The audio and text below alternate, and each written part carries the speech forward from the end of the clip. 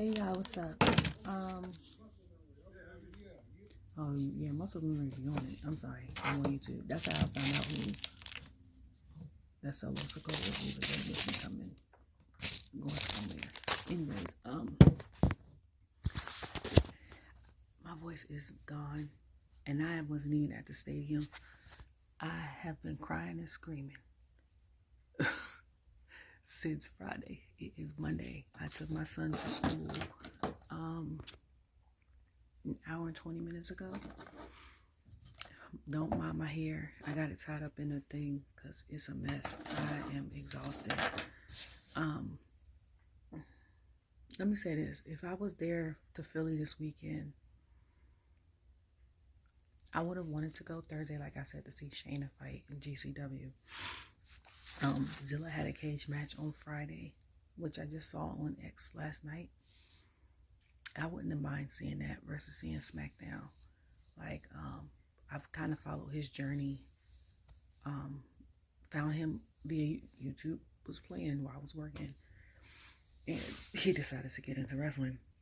And he's been wrestling with his cousin, the Samoan Werewolf, which is one of my favorites from the bloodline.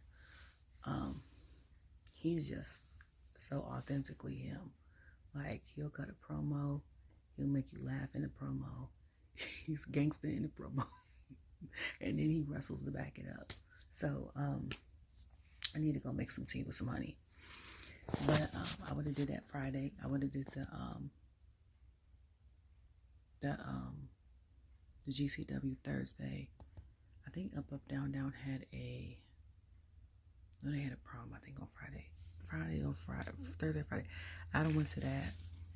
Saturday, I just would have been chilling in the hotel room because I wouldn't have bought tickets to that day. I know I would have bought tickets to last night and probably Raw tonight.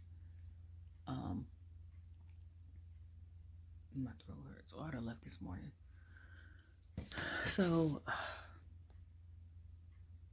let me go make some tea because I don't know how much longer I can talk about this. And I'm being 100% like, I'm trying. Like, y'all, I'm really trying. My throat hasn't been this bad in forever. Where is the mug that I like? So, WrestleMania Night 2 started. So, before I get into WrestleMania Night 2, I just watched on YouTube certain interviews that transpired before people's matches and after people's matches. And one of the interviews that came up on ESPN was Jimmy versus Jay. Let me back up even further. The fact that ESPN has kind of been covering wrestling since I watched it. But the fact that, like, Nightcap has covered it, which really don't surprise me, because two things Shannon knows for sure, I know, is wrestling and football. Like, he even said it a couple times, like, he can go back further than Dusty Rhodes and them. Like, he's been wrestling. He's been watching it since he's been in the country with his grandparents. So, but, like, for him to talk about it, like Joe Budden to talk about it, and of course the Bellas are going to talk about, well, they're not Bellas anymore, but you know, and then to have it on, like, Good Morning America, but Al Roker watches it, but also to have it, like, on ESPN as, like, one of the major stories, and other outlets, people are like, wrestling is cool again, because somebody was like, somebody on Instagram was like, I haven't watched since The Undertaker retired, which was not that long ago. It's maybe 2 years ago. And I was like, you missed out, okay? Because I've been watching since May of 2022. And the build-up from there to now, I came in at the perfect time. I will say that, to be honest with you. I came in at the perfect time. I wasn't too far off. The bloodline was doing their thing. Was doing it for a year and a half at that point. So it was easy to catch up with all their stuff on YouTube. Like I said, my son is a huge bloodline fan. Like, now he's a really huge J fan. But Of course, we bought the Yeet and No Yeet shirts. I'm still mad that they just came out with the black ones. They should have came out with those first.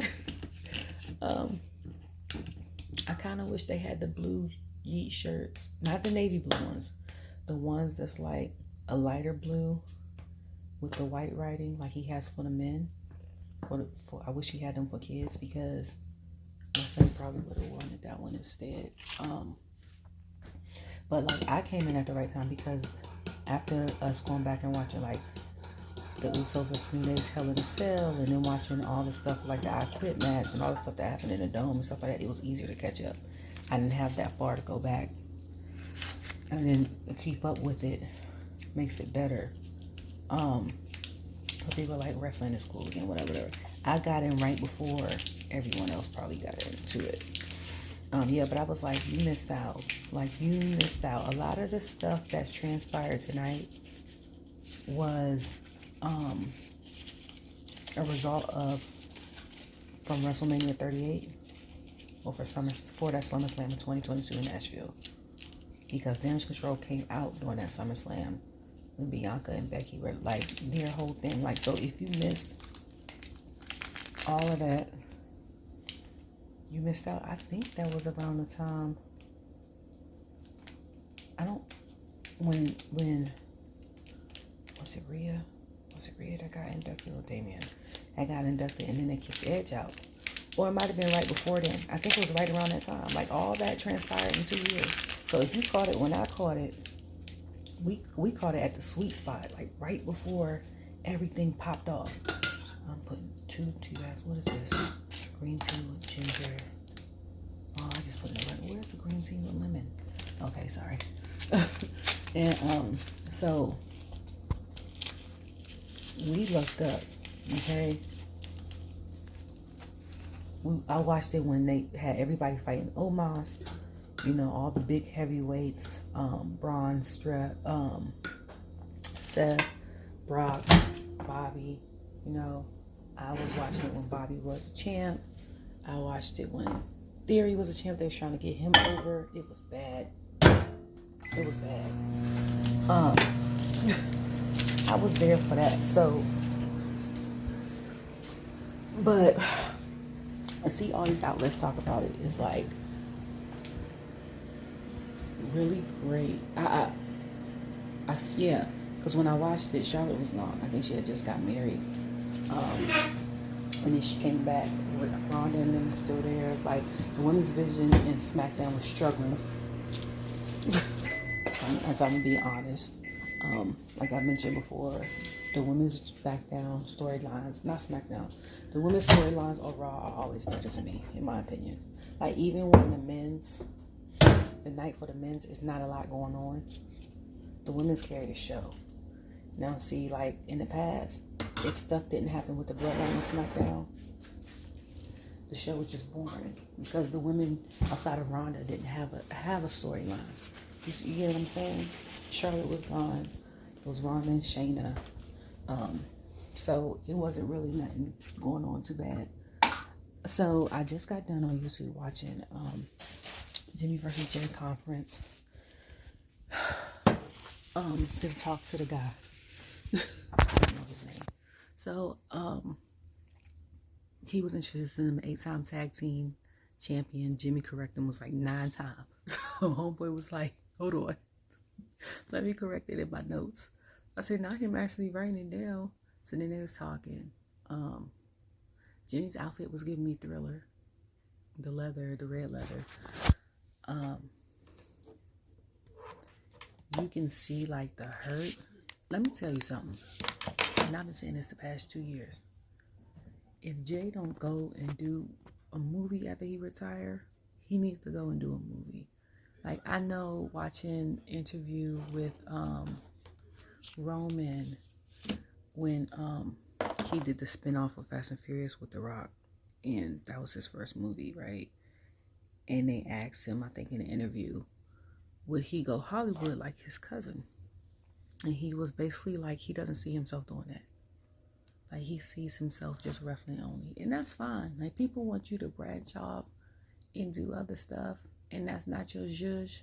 Don't do it. Like, Stone Cold found that out the hard way. He had mentioned like he was in a couple of movies and stuff like that. Like I remember he was in Grown Ups 2 and stuff like that. And he was like, that wasn't his thing. Like Toughen Up in the podcast was his thing. Wrestling is his thing. So he relates to that, which is totally fine. That's the same thing as everybody trying to get people to be an entrepreneur. Everybody not an entrepreneur type. Everyone's not a boss type.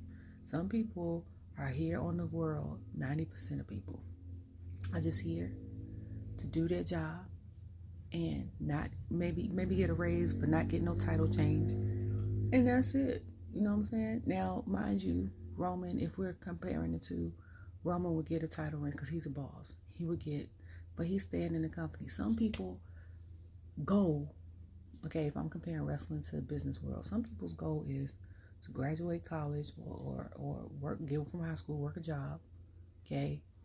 Work the job that they wanted to work, their dream job, 30 years, retire. They don't want to do no other side stuff, or they might try to do other side stuff, and that's it. But you can hear the emotion in Jimmy and Jay's promo. That was really good, because some people was like, it wasn't enough build-up. But now looking at the stuff on social media, it was enough build-up. You can see the emotion. Okay. I need to turn this off because I'm trying to look at this and talk at the same time and drink tea, and it's a mess. Ooh, that sounds so much better. Okay, so yeah, I'm watching that. I was like, you can see the emotion and everything. Jay needs to do somebody's soap opera, somebody's movie, somebody's something. Like the fact that I think Hugh Jackman asked him if they had to do this live every time, and he said yeah. And then he brings out so much emotion. Like I think one time he was like, he made himself cry, which we saw one of the things, like when he was talking to his brother in the ESPN interview, like his face, like he looked like he wanted to cry. You know what I'm saying? He's one of those people, like Triple H mentioned in the first night of the press conference, just like Sammy, that can draw emotion out of you. Like they draw it out of you. I will say there's people that critiqued and commented about the big three. I'm not agreeing or disagreeing. I was just listening and reading. And some people like Charlotte couldn't even pull out a good match out of certain people in that group. And if everybody knows Charlotte, okay, people complain that she has a 14 title reigns, nepotism baby, this, that, and the third. I don't have a problem with people that get their job through nepotism. You know what I'm saying? I don't have the issue. I didn't like the fact though when she first came back, she fought Ronda for 2 minutes and then won that last title. Like I did not care for that at all. Rhea's match versus her is still my favorite WrestleMania match that Rhea's been in. The one with Becky was really impressive only because of the circumstances she was in. And then Becky and Nia, Becky's been pulling great matches out of people too, because Becky and Nia and Raleigh was a really good match. I was live there for that. But I have a problem with nepotism when you come in arrogant. When you come in, you feel like you don't need to do no work. When you come in, feel like everything needs to be handed to you. When you come in like that, like I don't like that. And then have no clue how to operate in the setting that you're in. You're very green and then got a nerve to be arrogant, ignorant. Like that irks my nerves. Now, if you're a nepotism child and you come in and say like I ran in WWE and my son went to college for business, something like that, but he wanted to be a wrestler. But me, because of the way I like to learn when I come into a new place what my position is, everything I need to do for my position. Then once I get that down, I want to learn other things. So if something happens or someone's out and something goes wrong or they need help with something, I know how to do that. Like that's how I would teach my son. Like if he was going to college for business, okay, we come home today, we're going to learn how to do this part of the business. Okay? And then when he goes to wrestle, he can see from his point of view if he wants to be a wrestler instead of be in corporate side, what needs to be fixed, what suggestions he needs to give. So that way when he actually does take over the company, you know what I'm saying?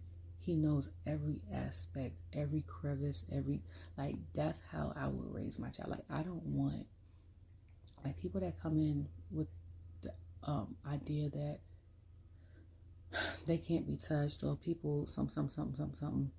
You know, people like they come in arrogant and stuff like that, and then people get positions because that's your child, which is cool and all, but please please make sure they know what they're doing. Like, and I don't like the fact that people are scared to tiptoe around you. They're tiptoeing around you because you're the boss's child. I also have an issue with that if we're going to talk about nepotism, because everybody knows what their child is capable of.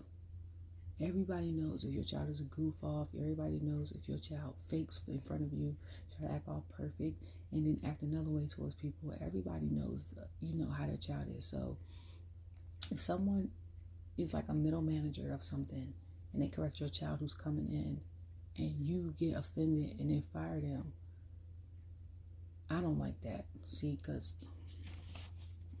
the HR person to me would be like, they need to sue and send a complaint to the EEOC. Equal opportunity. Oh, that was my business side coming out. Okay. Anyways, because there's certain reasons why you can't fire people, and a lot of people don't know their rights, and that's why I got into HR, because I honestly, because I'm a single mom, and my son is considered special needs, and certain ways I was getting treated, and not just me, just other parents, not just women, just other parents in general were getting treated, on top of me being a person of color and a woman on top of that. So that's like 3 strikes against me. Was not right where I was working at. So I was like, okay, let me figure out what's the right way so I can try to make changes. And that's the only reason why. Because other than that, I would have went to school to be like a radio personality. I ended up learning that just because I like working behind the scenes and stuff. Like I learned that without a degree. But like, went to school for hair, went to school for HR and accounting. So, but anyways, the Jimmy and Jay interview was really, really, really, really good. I didn't see that till just now. But it drew out the emotion. So, Jay had said, after this match, he said, I'm willing to put stuff aside and it just be us again. And he was like, but you gotta leave that bloodline stuff alone. And he said, we could leave it all in the ring and just keep moving forward as us. But now since he, like Roman lost, what's going to transpire with them? And after I saw that, I said, oh, okay. Yeah, I'm trying to sip tea and stuff at the same time. So, y'all, sorry. So, the first match was Drew versus Seth, which I was trying to figure out. Okay, first of all, before we go in there, my favorite matches. Oh God. To me, honest opinion, day 2 was way better than day 1. Like Triple H said, the genius that he is. I love the way he thinks. I love the way both Paul's think, Levesque and Heyman.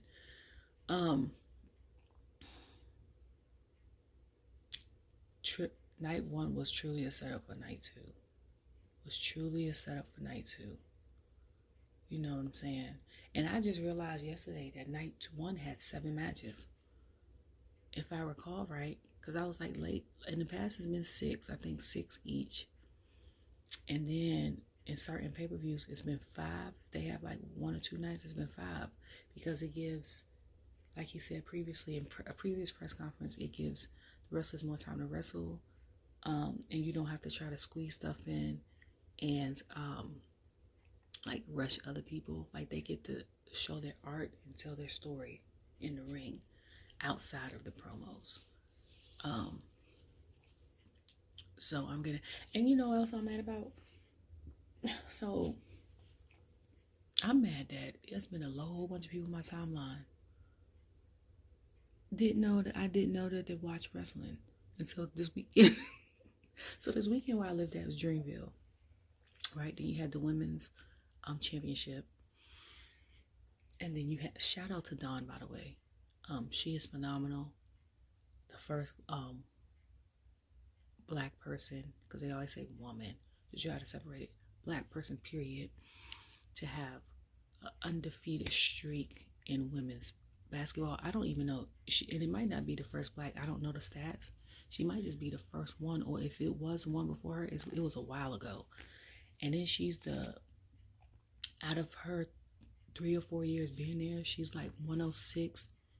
She only had 3 losses. So for her to show up in 2020 and have 3 championships, and in this one for her to be undefeated, and most of her roster from last year, starting lineup left, is phenomenal. Okay. I love the fact that she shouted out Caitlin Clark. It's been a lot of controversy with her, not just because of who she and Raven shut her down. Okay, defending like nobody's business. But I'm going off on a tangent here. She said she was really great, and then people are talking GOAT status and stuff like that, and they're trying to say, are you a GOAT if you don't have a ring? And she's a GOAT, she does. But then people were arguing because they were like, now in this era, we're counting GOATs as people that have rings. He's like, why? Angel has a ring. You know, they were saying somebody else had a ring. It was like LeBron, Jordan got 6 rings. Kayla doesn't have a ring and she's considered a GOAT. Why is that? Because it was like, if we're taking rings out the equation, it's a whole bunch of people that should be in a conversation. I don't base my GOAT status off of rings personally, because to me, AI is one of my GOATs, like growing up, and he doesn't have a ring. Charles Barkley was a beast. You know what I'm saying? Like, but I will say she's good. Somebody was like, she's good, but she doesn't do defense or whatever. I just don't like the controversy by her name, because it might not be her per se that's stirring the pot, but it's like social media, people, especially racist people on social media, the people that's entitled, that was like, she should get a ring, and someone's like, you shouldn't get a ring, she deserves a ring, like you have to earn it. And then like the reporters and the officials that tried to tweet calls to make her like to try to get her to a championship. She made it to the final 2, but she still ain't get it. And people's like, to be honest, it should have been UConn versus South Carolina, which I still believe. But she's gonna go down as one of the greatest in sports. They say she's the best three-point shooter. Is she better than homegirl that was at the All-Star game? I don't know, because when she did her 3-point shot versus Seth, I think she only lost by 9 3-point shots, and she outshot the 3 men that were in the 3-point shot. I forgot her freaking name, because I watched that weekend. I haven't been watching WNBA like I used to though. But Kaylin is a literary woman, for alliteration woman name. So for people that don't know, alliteration is when you have 2 names that start with the same letter. So for me, I love the alliteration people growing up. WNBA, I used to want to be in the WNBA when I saw Cheryl Swoops and Cynthia Cooper and Tina Thompson and Lisa Leslie. Like, them 4 for me, and surprisingly, their first and last name had the same letter. Them 4 for me were it. Like, you couldn't tell. And then you had like Maya Moore, like, you know what I'm saying, later on. But anyways, so night 2 is better than night 1. I will say that. All the stars did their thing. They showed out. Okay, they showed out. I will say that.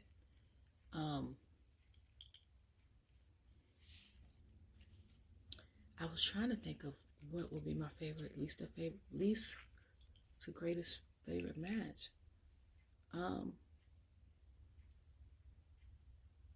And I don't know. Like, so if I had to pick, I honestly don't know. I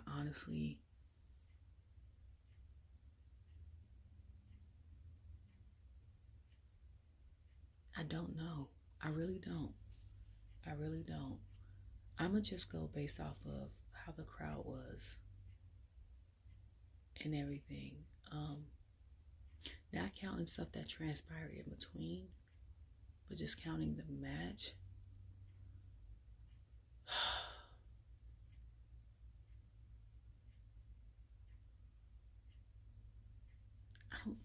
I don't know. So there were 6 matches last night. I can't choose. I honestly can't choose my least the most favorite. I will say the ones that got the biggest pop for me, I'm gonna put them 3 at the top. So the ones that got the biggest pop, the ones that had the least amount of pop at the top, I'm in front of the audience, I will say, because I can't choose which will be my least the most favorite. Will be the Final Testament versus the Pride. Well, I don't know their name because WWE YouTube had the Pride for a faction, and now people just say their name. So I'm gonna just keep calling them Bobby and them until they came up with a new name.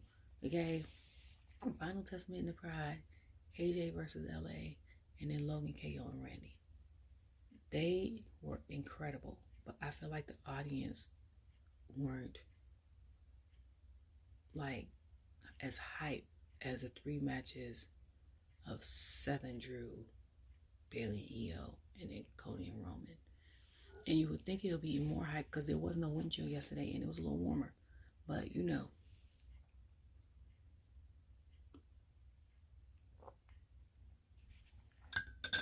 So, but the first match was, oh, there I go. A little bit. So the first match was Drew versus Seth.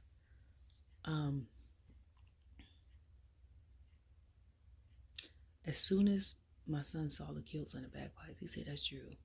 Because we was trying to figure out what the order was. Like, I don't read the articles. And I told y'all I don't look at the emails because a lot of the time from like a SmackDown before or a Raw before, we pretty much can figure out who's going to have a match next week. But then the emails list people that's going to have a match that we didn't even know was going to have a match, and it takes out the element of surprise. So I don't even watch, I don't even read them. As soon as it comes up in my email, delete. Like,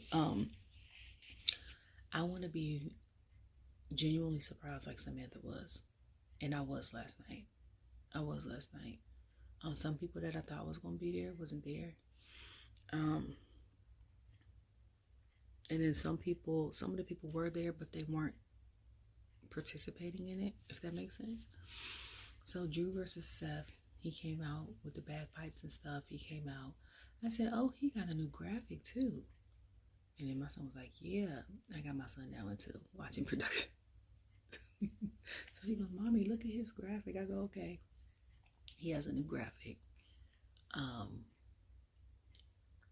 then Seth comes out.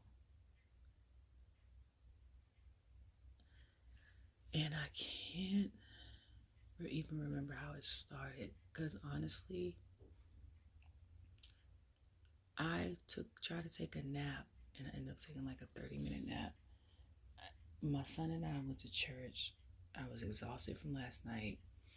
Came home. We ate and stuff. And then I went to go spend time with him. So we was at the gym for 2 hours playing basketball.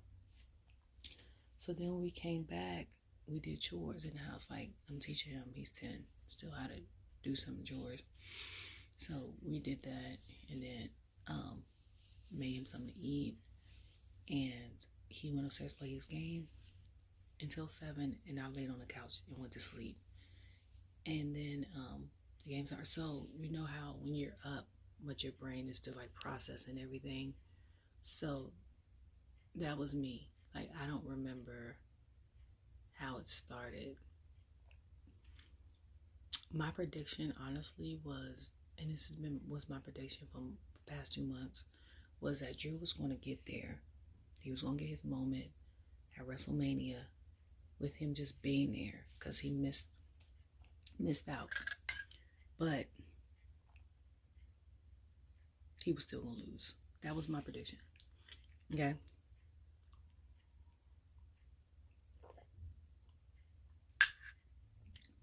I was semi-right. So they get there. I didn't even notice Seth's back was taped up. So his back was taped up. They did what they did. They do what, I think Drew hit him with 2 claymores. He kicked out. And then Seth did some stuff to Drew. He kicked out. And Drew was surprised. I love that CM Punk was ringside to see this match. Only because of the history he has both with Seth and Drew. And Drew has been a menace on social media. Like, this persona of him fits so well.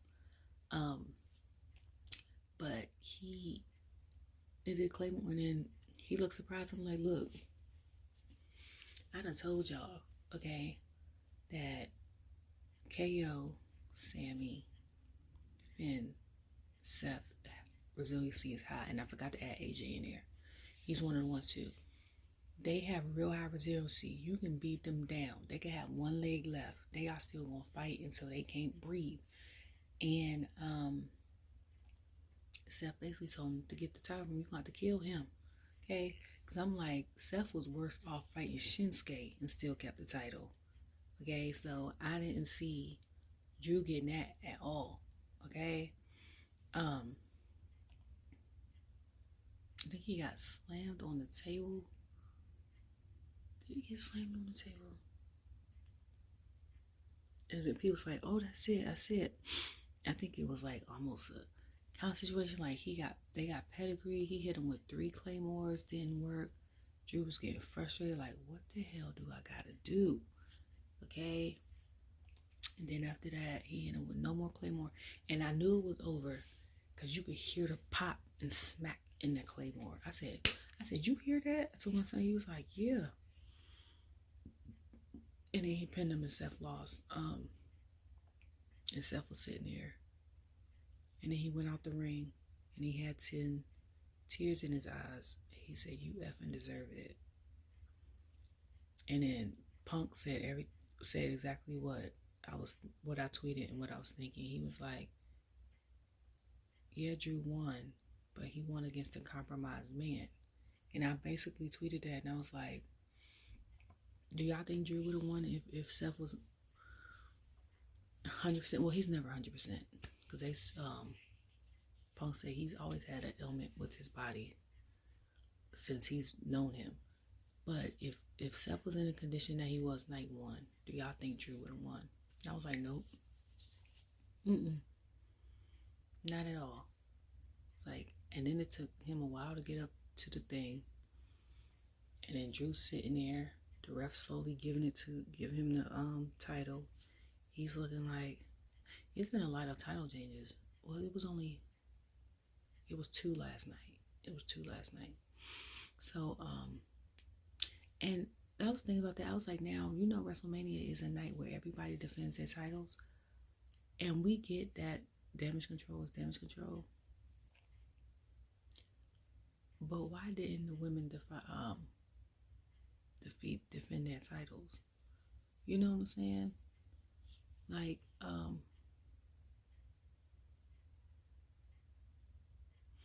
I feel like maybe it could have been rules in that match that Naomi and Bianca get their tag team titles. Only because people have been wanting that since before she left WWE in 2022. Jay just got there. So whether Jay pinned Dakota or she pinned Oscar, whoever, the other team will get the titles, stuff like that. Because I'm like, I didn't get that part, but it is what it is. So,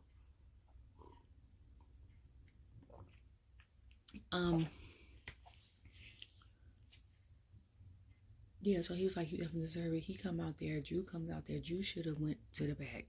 Okay. Drew should have went to the back. You sitting there talking junk to Punk. Punk like, I can't hear you. You know what I'm saying? Then you still talking junk. Punk then took off the arm thing. Okay. And then took the jacket off. And then tried to put the arm thing on. And he put it on the wrong arm. They'll start beating Drew with it. And then the whole, I think they played Damien's music, came out. And I was like, what is happening? Damien come running down. They get the ref. They put him in the ring. He choke slams him. And he wins the title. I was shocked, okay? Drew was shocked. Drew had to been holding that title for 4 or 5 minutes. But I wasn't shocked because of that. I was shocked more so because I honestly thought that he was going to cash in maybe on the US or the IC title. Not the heavyweight champion title. But he won it. I still hated them technically sourcing his hair. Like, I don't like them. I don't like when it's a lot on his head. But like, so I'm like, well, at least it's 2 people in Judgment Day have a title.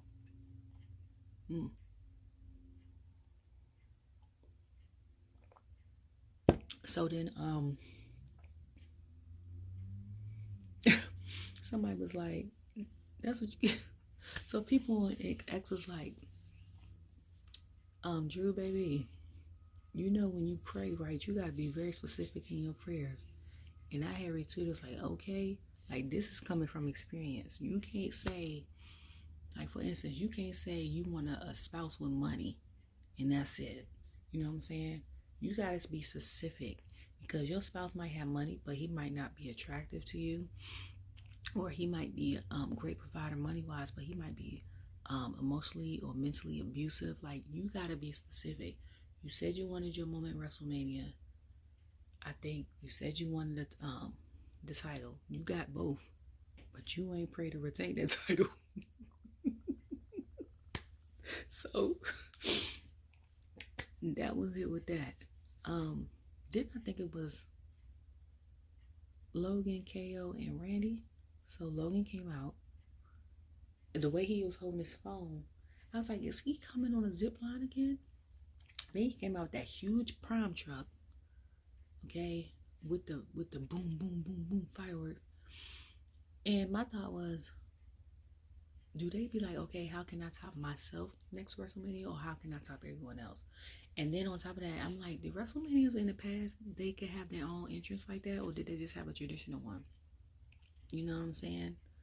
Like, because the Rock's one was different, but I'm like, I don't remember them having entrances like that. Like, when did they start that? Okay, because I told y'all I stopped watching about 02. That's when my little brother was like 9, so he kind of grew out of it. Then I started back watching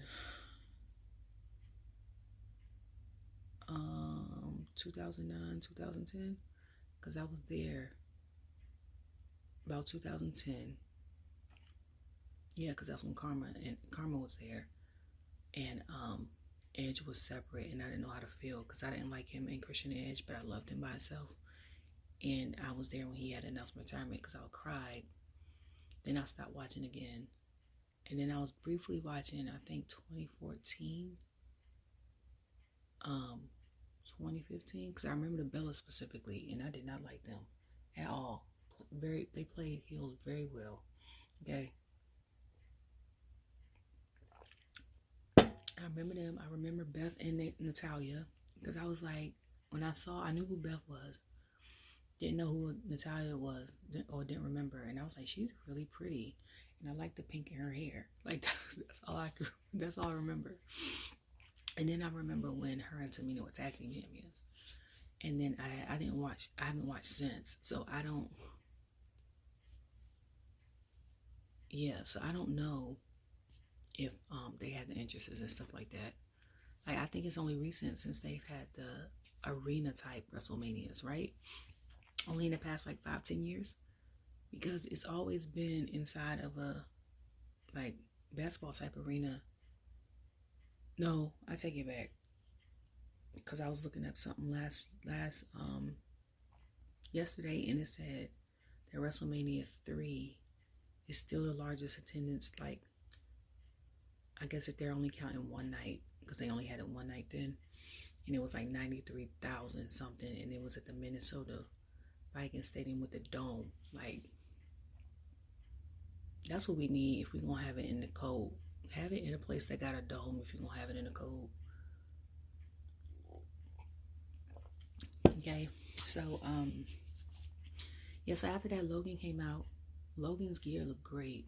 I don't know how to pronounce his name. I don't want to say it wrong. But I know he was the first up, down, down champion. What is his name? Sarath or something like that. He does gear for a lot of the men in WWE. I think he did Logan's gear at his last PLE. And I was like, I like that. But it's certain people that do gear now. Well, mainly him and Miss Sandra, that as soon as I see it, I'm like, that's theirs. As soon as I see it. Like the stitching. It might not be their design, but the way that it looks, I already know who made it. Like, so he came out looking great. Then KO came out, KO Mania, tribute to the ECW colors, which I just noticed that's what Judgment Day had on, purple and red. Okay, I'm a little slow. I'm a little special sometimes, y'all. So then he had that on, and he had KO Mania like last year. I think last year it's KO Mania, and then Sammy versus whatever, and it was he came down, brought out his golf cart, and then Randy came out. Then he went to go get Randy and came back, and people's like, they do realize it's a triple threat match, right? So Logan gets out the ring, and is like, y'all two fight. So then they fought him, and then the prime person came out. So I said, who is that? And my son was like, it's KSI. I said, it's not no KSI. I said, not the way he went through that table last time, okay? Every time, I said, he'd be slow if he wear that costume again. Every time somebody wears that prime bottle suit, or they with Logan, they get injured. I was like, that prime suit is bad luck, okay? So, they came out, they fought each other, and they fought Logan. And then when it was time to pin him, then they realized only one of us can be champion. So they was like, okay, we're gonna do this. So Randy gave him like a smile, and then tried to hit KO with the RKO. I said, oh. So that didn't work. Them two start going at it.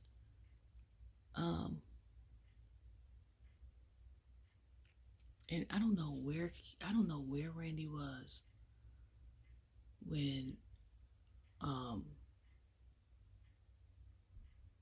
think KO had hit Logan with the moonsault. Like, I don't know where he was.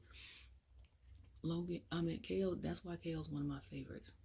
Because you know how people's like, every wrestler have about 5-6 moves. KO can do every single move that every person does. Like, he does a cannonball, he does the moonsault, he can do the suplex, he can do backbreaker. He did a code breaker, which nobody in WrestleMania did at all them past 2 days.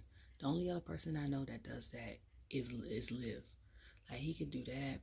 If he wants, he could do the pedigree. Like, he tries and can do every type of move. Oh yeah, Seth hit Drew with that stomp a couple times too. But I like the versatility. And I like that because with him and his matches, you never know what moves he's going to do. You know how, like, when you watch certain wrestlers, just like, okay, from another sport perspective, like I was telling my son when I was helping him get better with his basketball yesterday, I said, certain people on your team do certain stuff. I said, I had mentioned it because I was keeping time and updating stats.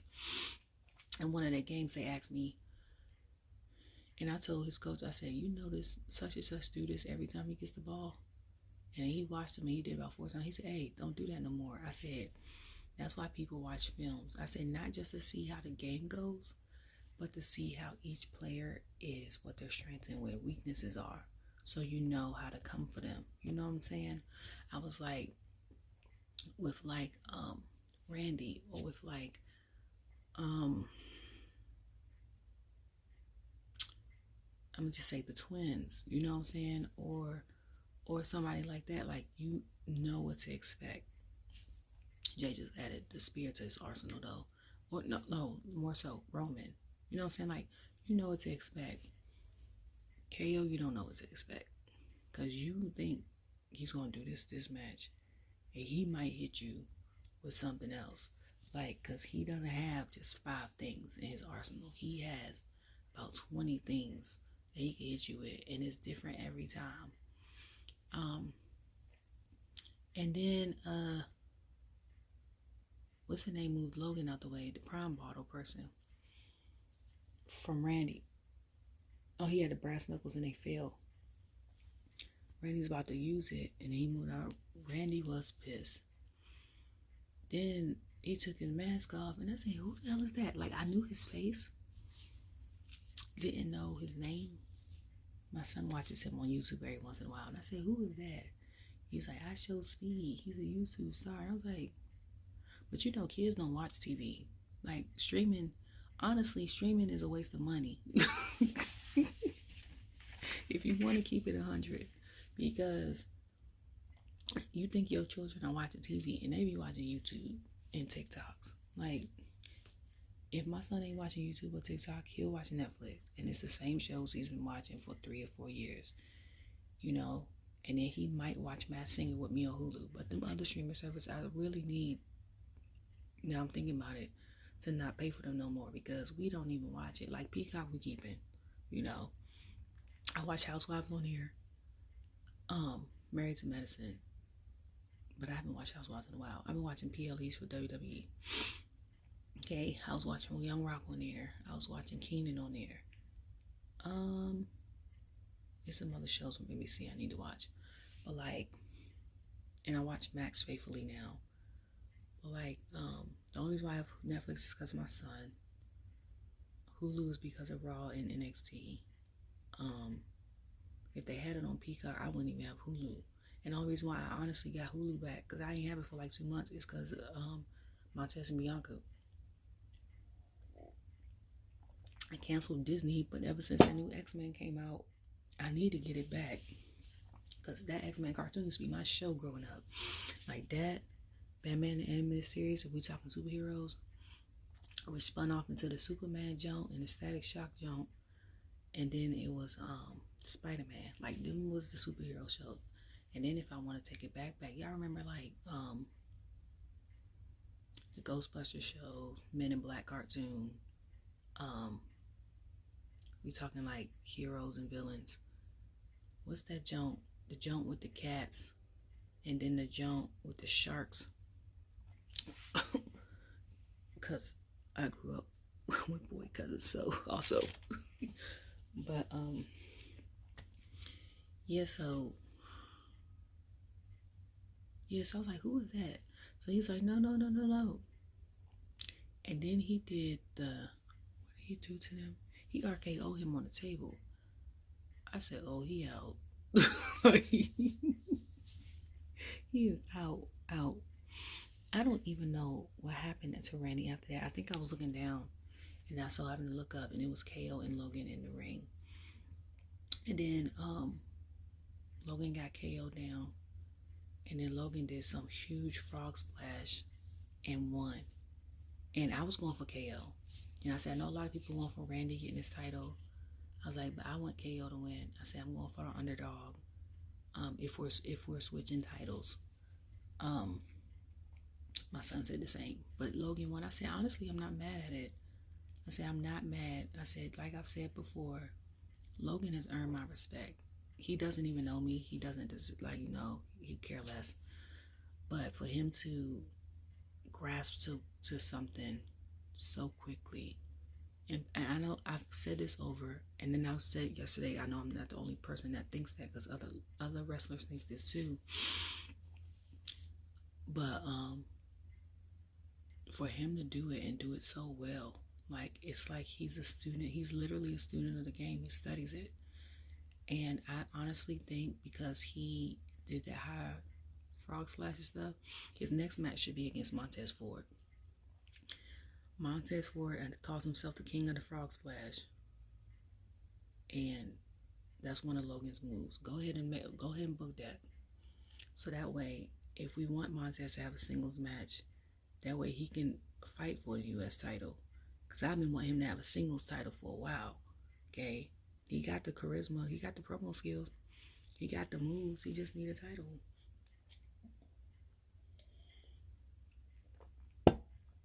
Okay? So Logan winning, like, he gets respect from me. Like, now how he got the U.S. title was shady. But the fact that he was able to keep the U.S. title was awesome. The fact that he's been in the ring with them twice, because he was in the ring with them Elimination Chamber. I saw the interview with him and Randy from last year. It came up on my YouTube.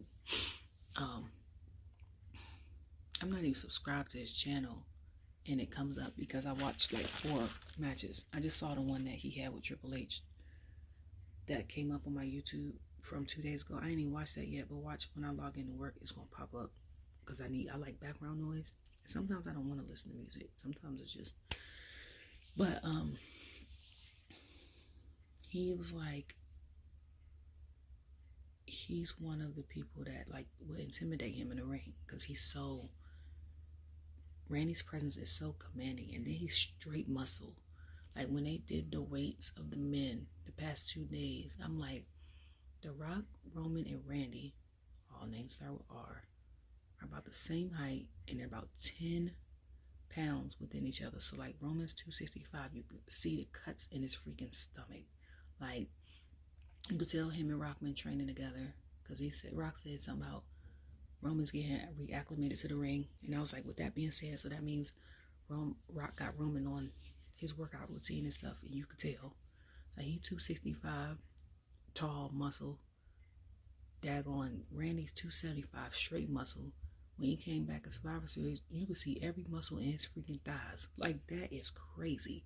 Okay? And then The Rock is The Rock, 285, straight muscle. But when he came out and you saw his thighs, I was like, what have you been doing? Like, then another person that's been getting ripped has been AJ. So then it was AJ versus LA Knight. LA comes out, loved his gear. He didn't have no special theatrics or nothing like that. Then AJ came out and I said, oh, AJ changed his song. And my son was like, he was like, do you like the song change? I said, I'm not mad at it. Like, I was like, I love the fact that he stuck to his guns, because he's a country boy, a white guy from Georgia. You know, people try to put him, I think they said like rock or country song. And he was like, no, I like hip hop. I was like, okay, tell them what you like and put it on there. I'm here for it. Like, your entrance should be you. You know what I'm saying? Even if you're playing a persona, it should still have elements of you in there. So then he switched it up, and his song is still a hip hop song. I ain't mad at it. I actually like the song. Like, I gotta listen to the words thoroughly, but from what I could hear, it was a good song. So aside from that, I was hearing people tweeting like, we're telling them to cut the lights off. Hold on, guys. Sorry, this is tight on my head. And I was like, because that light is glaring, and half the audience couldn't see the matches.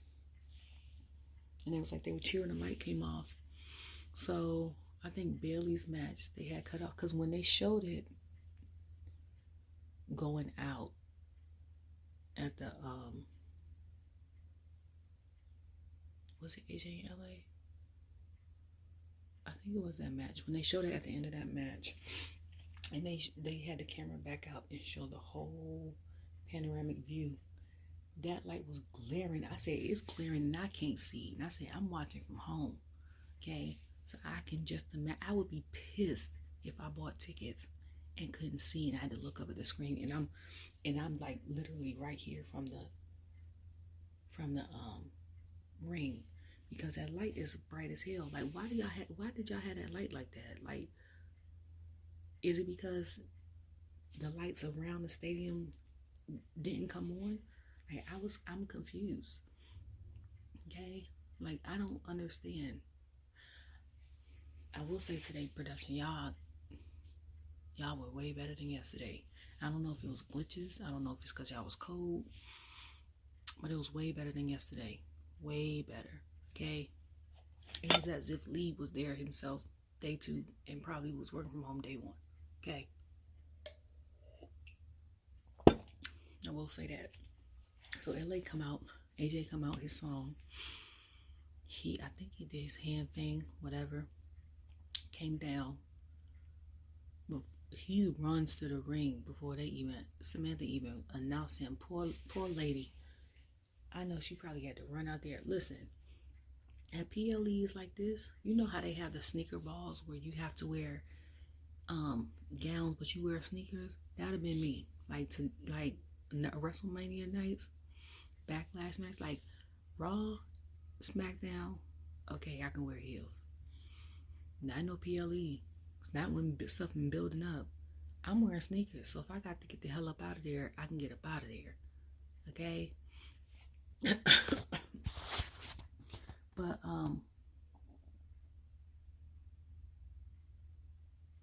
I think the match that I was anticipating on came on before as AJ and LA. Now I think it was the Final Testament versus Bobby and them. Okay? I think that's what it was. So the Final Testament came out. First Snoop came out. And I was like, Snoop with the ring. Was it Snoop and them? Yeah. So Snoop came out.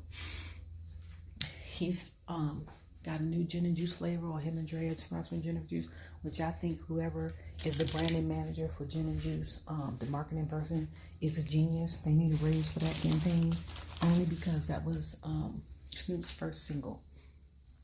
And for those who listen to hip hop or know of Snoop in this first single, they know. Okay, my mom, I think the album came out in '93. I was in elementary school. Okay. My mama had the CD, and I just wanted the CD, like she used to play it in the car.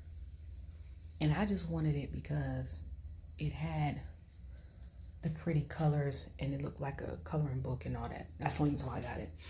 But then that's when they had Tower Records and FYE and what's another one? I'm having a brain fart. I can't think. Virgin record, Virgin recording thing and stuff like that. So they didn't have an edited version of it like Walmart, when Walmart came out and did it. So we got the unedited. But I remember gin and juice. Okay. So for them to have that sponsorship is like that was genius. Okay. It's something so simple, but it's genius at the same time. Like, why y'all didn't think of that earlier? Why did y'all think of that earlier? And people, I know it's a different time, because back in the day, like rappers and stuff like that, even certain sports people like Stone Cold, they didn't do a lot of branding then, or maybe their agent or whoever didn't like have the conversations with them. But now that they are, because if we're going to keep it 100, Stone Cold should have one with that beard he kept getting thrown to him all the time in the 90s. But Snoop came out. The match was presented by Gin and Juice, which people were, talking about how each thing was presented by certain people, because like ethnicity groups had certain things sponsored by them. Like how they was like, how when Dance Patrol and the Big Three fought, it was presented by Wingstop, like that was racist. And then how this is sponsored by Gin and Juice, and it's the Big Three versus the Final Testament, which is kind of racist because they was like the Final Testament, all of them are basically like Hispanic, and then the Bobby and them is black. Like, so I don't know if WWE thought of that, or they was just like, okay, we're going to do the sponsorships pop order in which they come in, and then we're going to figure out, like, you know what I'm saying? Like, we're going to do the sponsorships that come in first. So say like Slim Jim came in, C4 came in, Prime came in first, then C4. So the first one would be Prime, the second one would be C4. Match was sponsored by, the third one would be Wingstop because it came. The fourth one would be Gin and Juice. The fifth one would be Slim Jim. The sixth one would be Pete's Hut. The seventh one would be Ruffles. Like, you know what I'm saying? Like stuff like if it came in like that. And then that's held off to the side. You forget about it, and then you figure out who's gonna do that match first. I also noticed that Drew versus Seth went first, just like Becky versus Rhea went first. And each is for a title for Raw, but they're also husband and wife. I also think that attributes to the fact that she is sick and he needs to like call and check on her, because I'm pretty sure she's at the hotel resting with the baby, and then he has to get himself situated and iced up for what's to come later, which I did not know. Okay. So then I went in the kitchen to get something to eat, and I didn't even get anything to eat. I should have made myself a spinach omelet. But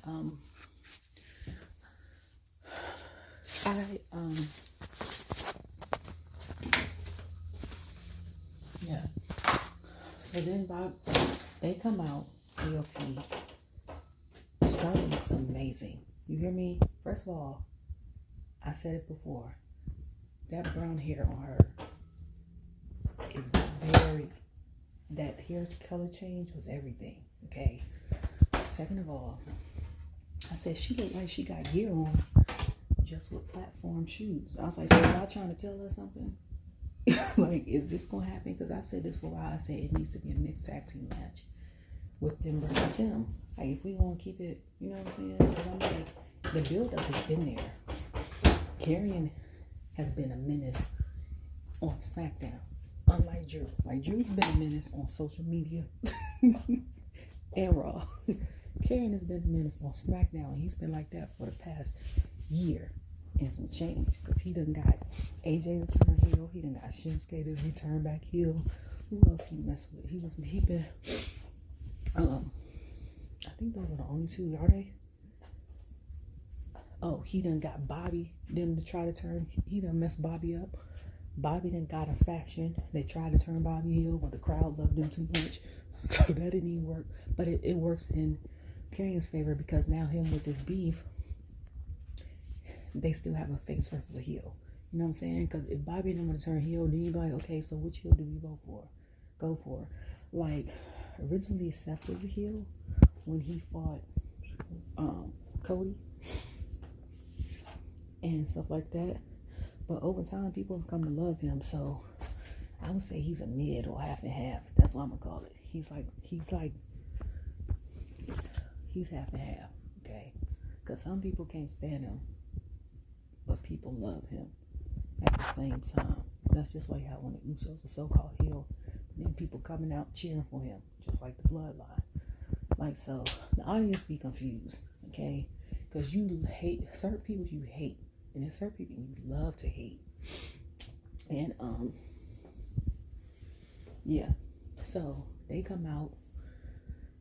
She comes out looking phenomenal. I didn't know Karrion's back was tatted like that. Well, I said that a couple months ago, but like it seemed like he got more tat. I don't know. Maybe I can see it better. And the AOP are huge. You hear me? They just like Indus Shear. Like when I saw Indus Shear at Raw, I said they big as hell. Not just like big, but they tall. They had to be at least 6'5", 6'6", and then you big on top of being tall. Like that's crazy. Okay, Raw got a lot of big men on Raw. Like I'm surprised people like Ricochet and like New Day and stuff like that hold their own up against these big men, because there's a lot of big men on Raw. But AOP is huge. So then the Street Profits come out. Soon as I saw love Montez gear. Okay. Soon as I saw him and Dawkins come out, I said, that's Miss Sandra's. She did that. Okay. She did Bobby's too. Then Bobby come out. Loved them in the green. The green actually works for them. It's not like how I felt with Santos and Ray, who, you know, are doing it because it's a city. And Logan's actually looked great on him too. Even though he's probably a Browns fan because he's from Cleveland. I know Angelo is a Bengals fan, but Eagles is NFC. And I'm surprised they picked that color, because the Bears is NFC, and that's what Montez is about. So, but he looked great. They looked great.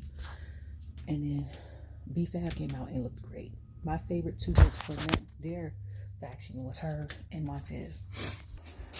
So then they come out and do their thing. Snoop Dogg. Okay, so I tell y'all my favorite reason why I love watching Raw. One of my favorite reasons is because of Pat. Pat has no cut cards. He said whatever comes to his mind. But Snoop on the commentary during this match had me in tears. And my son was laughing because I was like, what is wrong with him? And he was like, I'm about to go back to the green room. This before the green room. And he said, my green a little different green, your green. I'm going to have gin and juice and some other stuff. You know, I'm going to be back there for an hour and a half. So she was like, had a tweet, it was like, can I come back to the green with you? Then somebody said, Snoop, you had gin and juice before this match? And he said, yeah, I had a little gin and juice. He said, I had more than a little. I said, oh my God. Like, I said, I hope that's all he had before he came out in this match. Because he was like, oh no. He said, not them taking the cafeteria tables. No, he kept saying, grandma's table. He said, you know that's grandma's table. That's her favorite table. So. I was like, what? Then he said something. He said, I love it. Just black people, something. I was like, dog, like I am over here crying, laughing. And somebody's like, they need to have him and Titus on commentary at the same time. And then someone's like, yeah, him, Titus and Booker T. I said, I wouldn't be able to handle that. I wouldn't even be able to handle that. And I said, for good luck, good measure, let's add Pat in there.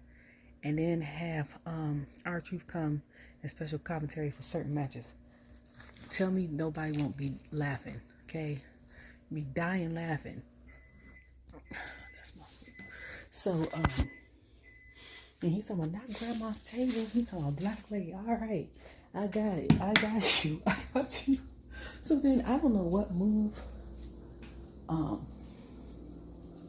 Angelo. I forgot what move Angelo and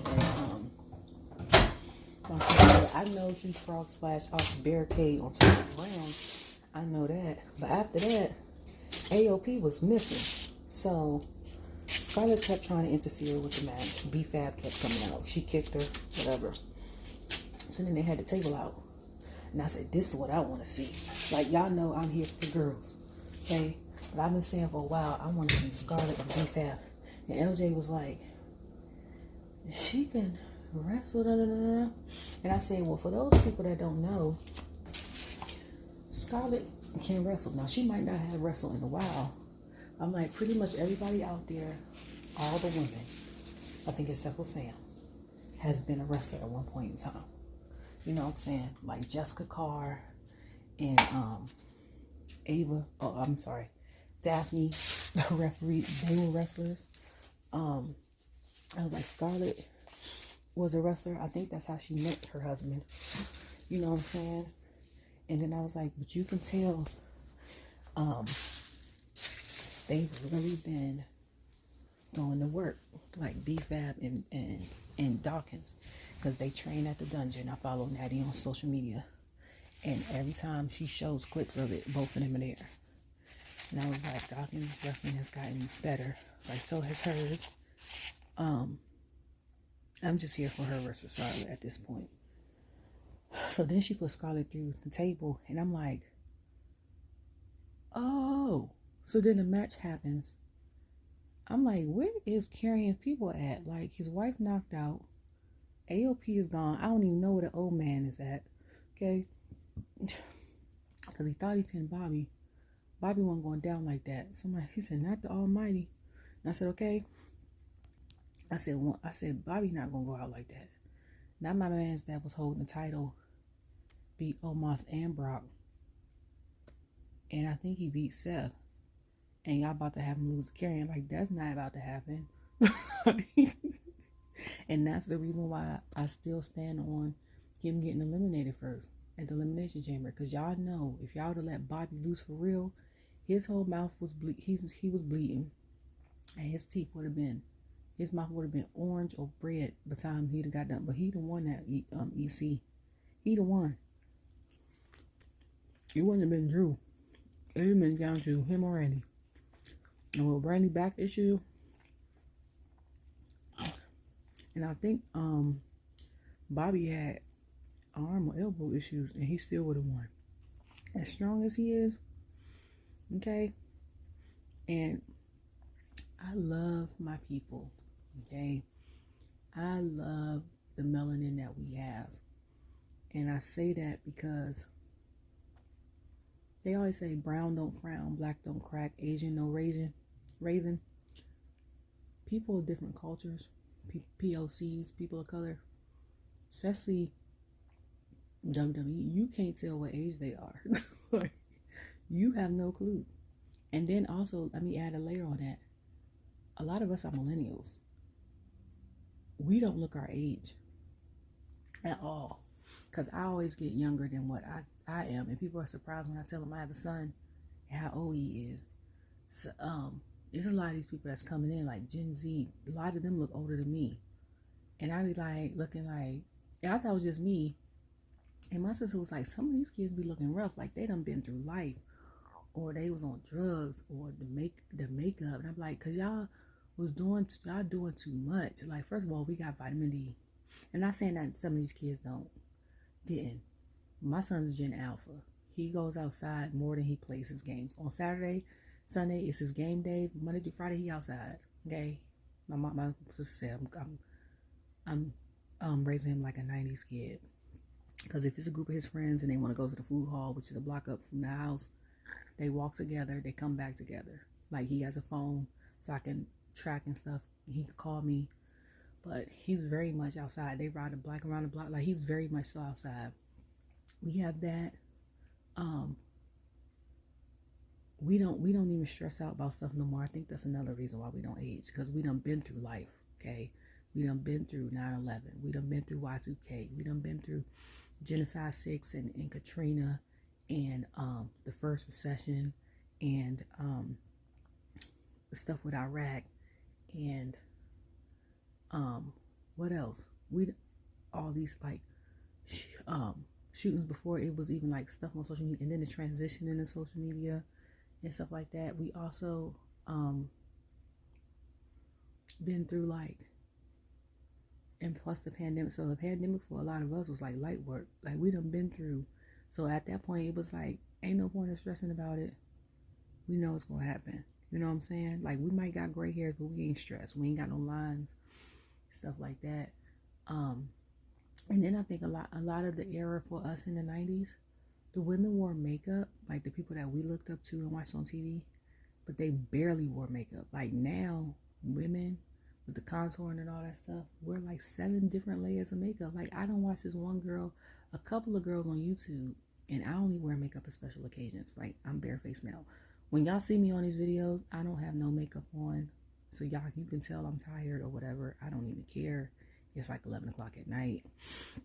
So, but I seen a couple of videos and someone was like, this is me doing a light beat. And it's like 10 minutes. So I'm like, okay, I could do that. But when they thoroughly go into it's 45 minutes. I'm like, there's no way in hell I'm spending no hour in no bathroom putting on makeup. Like, I'm not doing that. I'm not doing that. Okay? At all. Like, not doing it. At most, it'll take me an hour and a half. And that's if I wake up, stretch, go take a shower, get dressed, do my hair, get something to eat, brush my teeth. I'm out the door. Like, I'm not doing all that. But, like, it's hard to tell their age. So when they said, he been doing this for 30 years, and I said, he been doing this for 30 years, and I was like, how old is he? Like, I forgot how much older our truth was, too. Until, somebody had mentioned it, like, he started in 27. Now he got his first WrestleMania when he's 52. And I say, he's 52? But I was like, I remember watching him, he was skate quick. And I was like, that was the 2000s. Like, time goes by fast, but you also, you know what I'm saying? Like, and people's like, The Rock don't age. You know, EO, when she said her, when I watched something on YouTube, when they had all the women without makeup, like Rhea, Bianca, EO, at the time, Dana Brooke, some other people, like without makeup, she looks great. All of them look great. Like, it's just something about our generation. Okay? You just be like,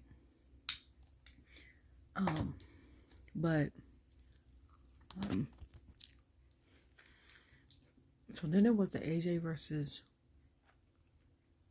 LA Knight match, and then they were fighting each other. I don't even think AJ got a chance to hit him with the phenomenal forearm.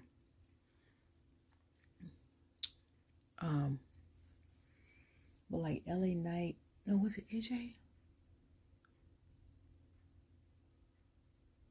Yeah, LA Knight had pulled back the covering by around the ring. And I was like, oh, snap. And tried to put AJ through it. And then AJ was like, he reversed it. What's going on with my glasses? And ended up on that ground. And I was like, oh, shoot. So then, who was it? Someone said, holy shit. And I love the fact that it didn't edit, like, none of the commentary, none of the cussing, none of this. Because I'm like, at this point, it's on pay-per-view. Like, back in the day, if this was on pay-per-view, it wouldn't be edited out. Like, let the chips fly where they may, okay? So, that happened. Then after all of that, AJ getting his nose bleeding, I'm going to F you up. I feel like this is going to be a continued situation.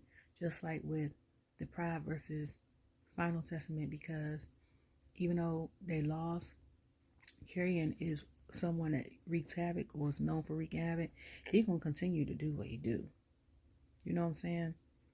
Like, he's going to continue to wreak havoc on one of them. They either going to gang up on one of them at a time or all of them. Okay? I do want to see Cedric and Adonis. But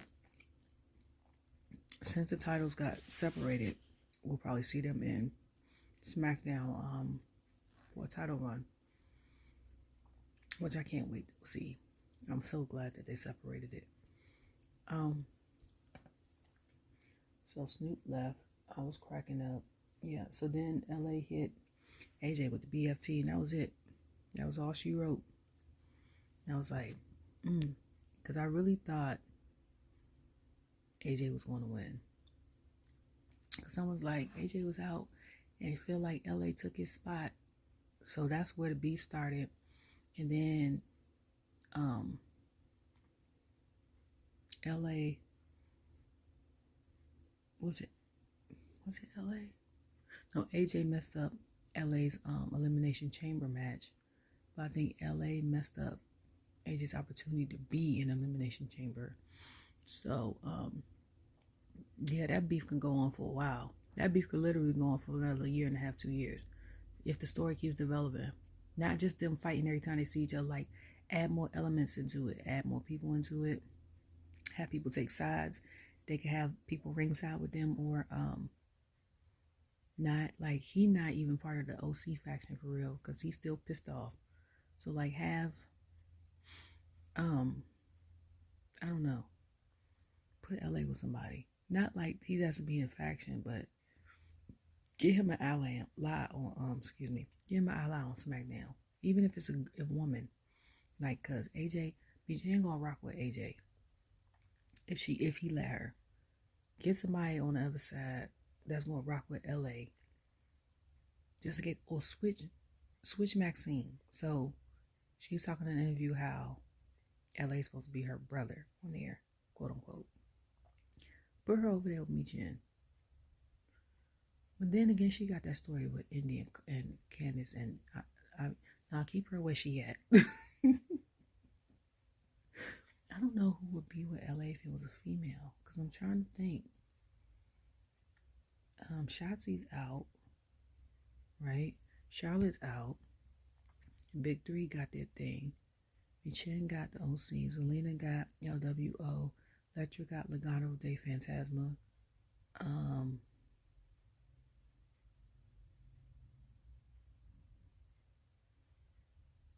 don't think. Then they got Damage Control. I think that's all the women on SmackDown. I think so, because Xia Li's on Raw.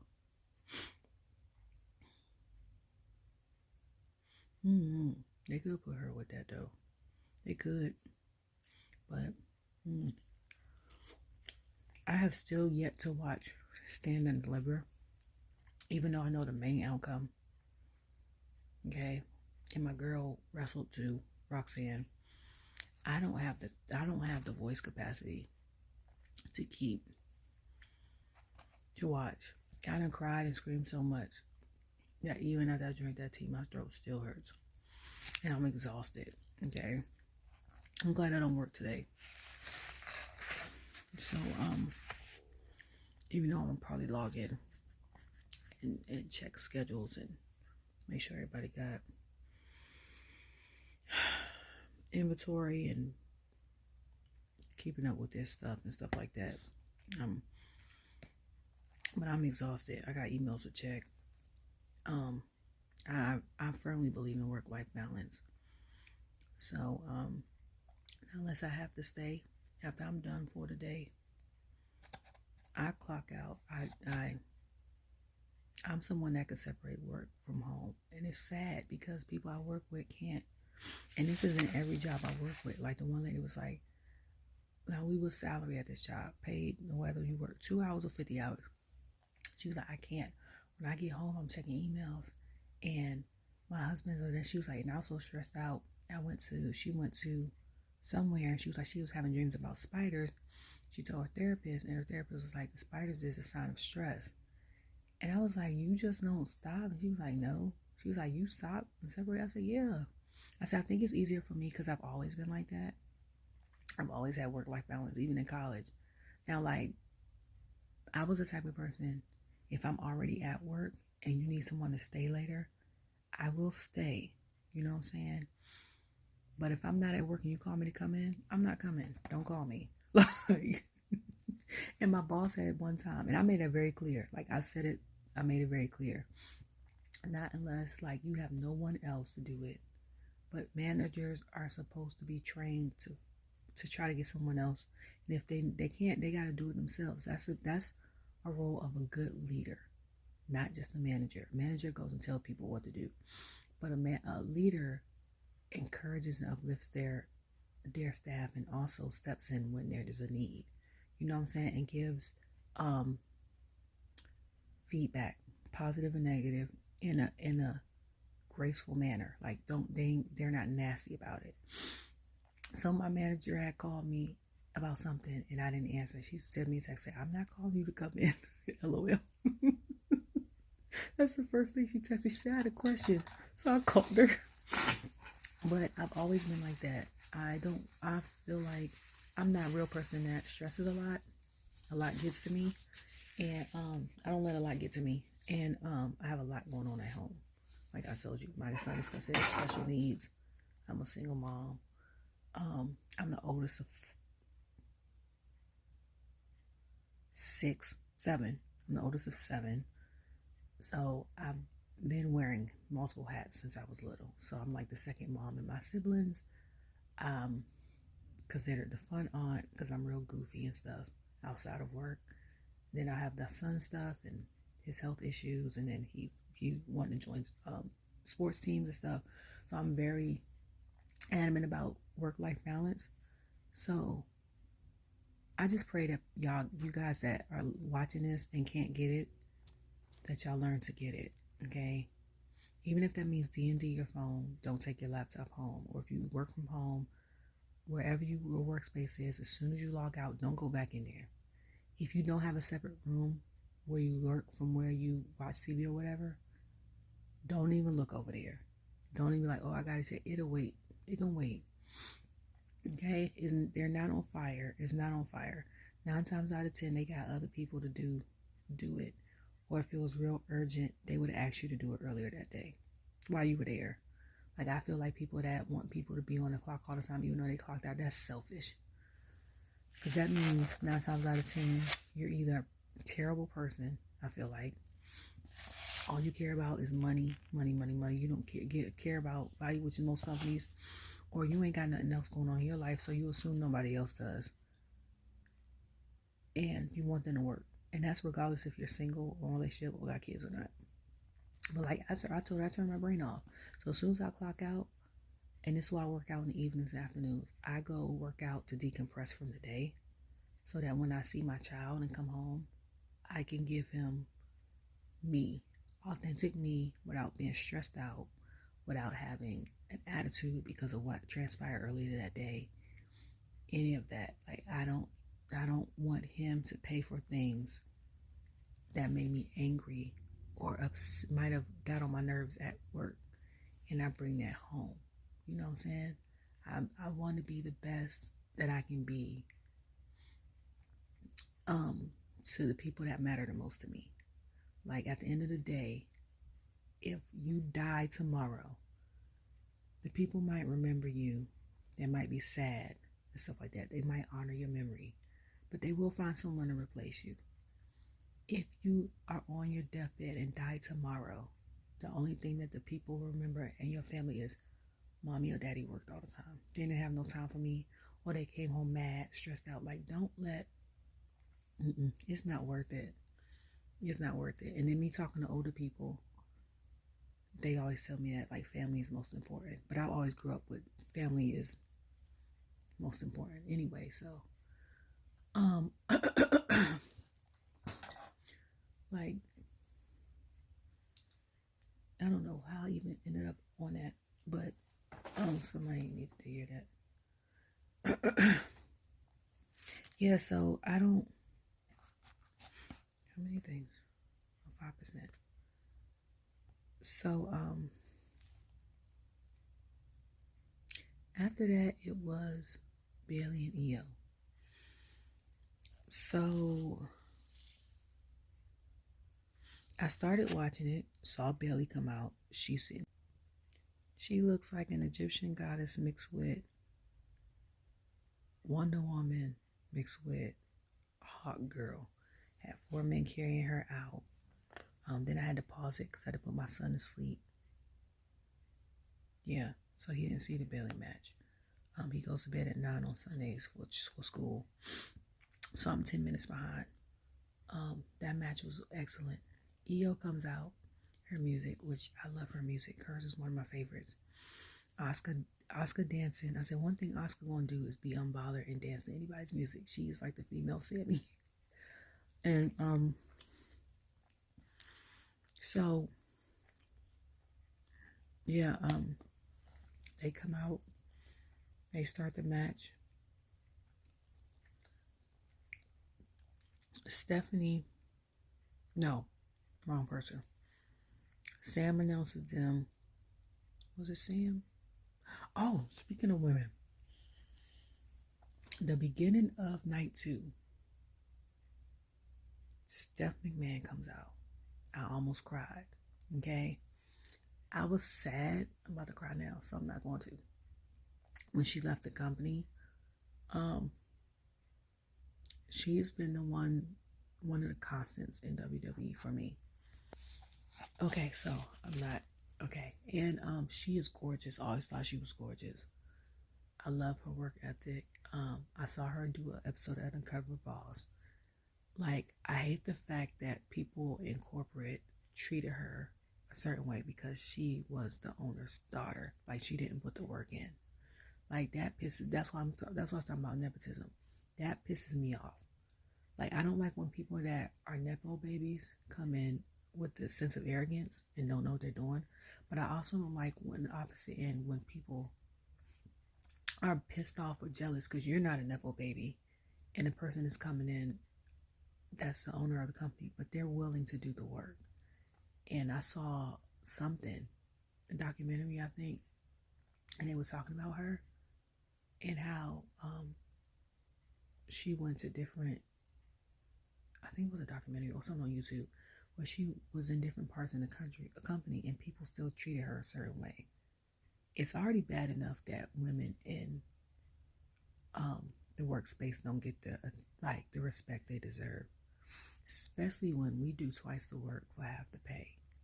Okay, then it's not right for y'all to feel some type of way. Like, she just came in from college and went straight to be CFO, CEO. Like, she was at the ground with y'all. Like, what? I don't like that. But to see her come in and announce it like her husband basically announced it the same, and her music come out, like, I was elated. Okay, like I was about to start crying. No, I think I did cry because I was like, it's been a while. And then when she announced that she was going to step away and just be a fan, my heart was like in the pieces. And then when I saw the impulsive interview with Triple H, I think last year, and she was sitting there next to Logan's mom, like, even her in regular clothes with no makeup on, she's still gorgeous. Like, she was. And you know what I love about the men in WWE, and most of them call it the wrestler's curse because most of them have women, is the fact that they are so masculine, but they also respect feminism. They also are soft and vulnerable when they need to be.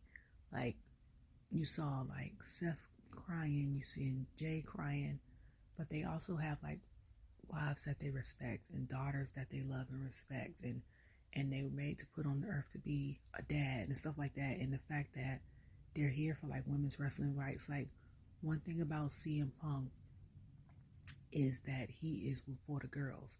Like, he gave Jade a huge hug. He was there with Cora Jade. Like, he talked about how Bayley should have been on the posters and stuff. Like, one thing CM Punk is going to do is advocate for women in wrestling. Okay, like him, hate him, or indifferent, he is going to do it. When I watched the interview with Seth and Becky with Jazzy, it's talking about how women were advancing. And Seth was like, I'm down for that. Like, I want women to advance. And I'm like, not only does he have a wife in his profession, he has a daughter. You know what I'm saying? So, like, I just love to see it because like Triple H gave props to his wife and how, like, basically he's terrified of her. I love that aspect too because a lot of men don't admit that, but they are. Like, they're like, I love my wife, but I'm secretly scared of her. Like, and it's not from a physical aspect because we know that men are stronger, but they know, like, their mental, women's mental, how they are. They probably look scary when they're mad or upset. And then, you know, if worse comes to worse, y'all separate, your life and your household will be in shambles if she leaves. Okay. Men don't understand how much their wives do until like their wives go on like a vacation or they're sick. Then they see everything that they do and they're like, oh, this is what she do when this is why this is this way or set up like this because she puts all this together. She does all these things. Just like Miss said about Wood said at the summer up down thing about Maurice because he was like, remember she called both of us? He said, and he was like, because she lost her Divas title, he bet her Divas title and lost. And he said, we're both gonna be unalived. Basically, he said, because she scares me. He was like, she scare you too. And Seth was like, rightfully so. And I'm like, yeah, because all y'all secretly scared of your wife. And Jimmy over there, so I'm telling. But I just love that. Okay. But I loved seeing her. And then I was like, so is she with the company? And then talking press conference since I'm already there. He was like, she had to trust in the company again, stuff like that. And it's great to have her back. And I was like, yes, she's back. Like, I knew it was only a matter of time. Steph is a four-lifer. Okay. She might take a break, but I don't see her working nowhere else. I don't see her doing nothing else. And like I said, I love the fact that she helped push the women's evolution. I love the fact that she got rid of the Divas title. Now we have SmackDown. And Raw's title, I know her with other people. I love the fact that she was on the writing team for a while. I love the fact that she was a heel for a while. She had to beef with Brie. And then even back in the day that she was a good sport and taking all this criticism, like how Jericho and The Rock and stuff, Stone Cold and them talked about her and stuff like that. I love the fact that she helped with the women's evolution, that they're no longer called divas, they're called superstars. So with her being there and with Triple H saying he doesn't see a wrestler as a woman or a man, he just sees them as a wrestler, and then her being there too to support him and do what she does, I can only imagine how far the WWE is going to be going from here. Like, you can tell that WrestleMania 40 was superb. You hear me? But that was not the peak. Because normally once people's like, this was the peak, the best one. No, don't say that. That's like when someone say, oh, you in your prime. Don't say they're in their prime when they're in their peak, okay? Because once you hit it, there's no way but to go down from there. You go up and then hit the peak and then come down. No, we're not there yet, okay? We want to bust the stratosphere. Like I would want them to bust, pause, like the stratosphere, like take it to another galaxy. And I feel like they can do that. I don't know how the hell they're going to do that, okay? I only get my predictions weekly. I know all this stuff is thought out months in advance. They do audibles based off of injuries and how the crowd responds and stuff like that. But I'm just in awe of how well done. He said it's called the Nick and Triple H era. It's the people's era, basically, is what Triple H said. I like what the dude on Instagram said. I said it before, called the cinema era. Everything is social media, Snapchat, Instagram, Facebook, Twitter, TikTok, like literally cinema area. Everything is social media. You can't find on social media. You can find on YouTube. It should be called the social media era. You can find it old videos. You could probably find DVDs, probably at Walmart, on Amazon. You can watch it on TV. Like, they literally have a camera in their face all the time. It's cinema. It's literally ongoing. People's like it's a men's soap opera because they fight, but it's an ongoing movie. It's an ongoing movie, and I'm getting ahead of myself. But yeah. So Bayley and them come out. Io does a moonsault on her. She kicks out. First, I was nervous for Bayley because I was like, she getting beat up, and I want her to unleash the beast like she was in NXT and was before she was the backbone in WWE. Like, give me that Bayley, okay? No, Mercedes was there. She showed herself having a Philly cheesesteak. minus the cheese. I was wondering if she was there both nights for Naomi and Bayley, or if she was just there on Sunday because she had to be at AEW Collision, which is understandable. Like your job, which I know they would get. Like good friends will understand that. If you come to support something, they have something, or you and your best friend, you and your good friend work at the same company. Another friend comes and misses your event because they have to work, they can't get off, and goes to the other friend's event. If your friend feels some type of way that they didn't see you couldn't get off because they couldn't get off, you might want to cut them. Just generally speaking. Not saying Naomi did that. I'm just generally speaking. Because that's like you basically telling me to cut off part of my livelihood to come see you. You know what I'm saying? If I couldn't get it off. Like, you don't want them type of friends.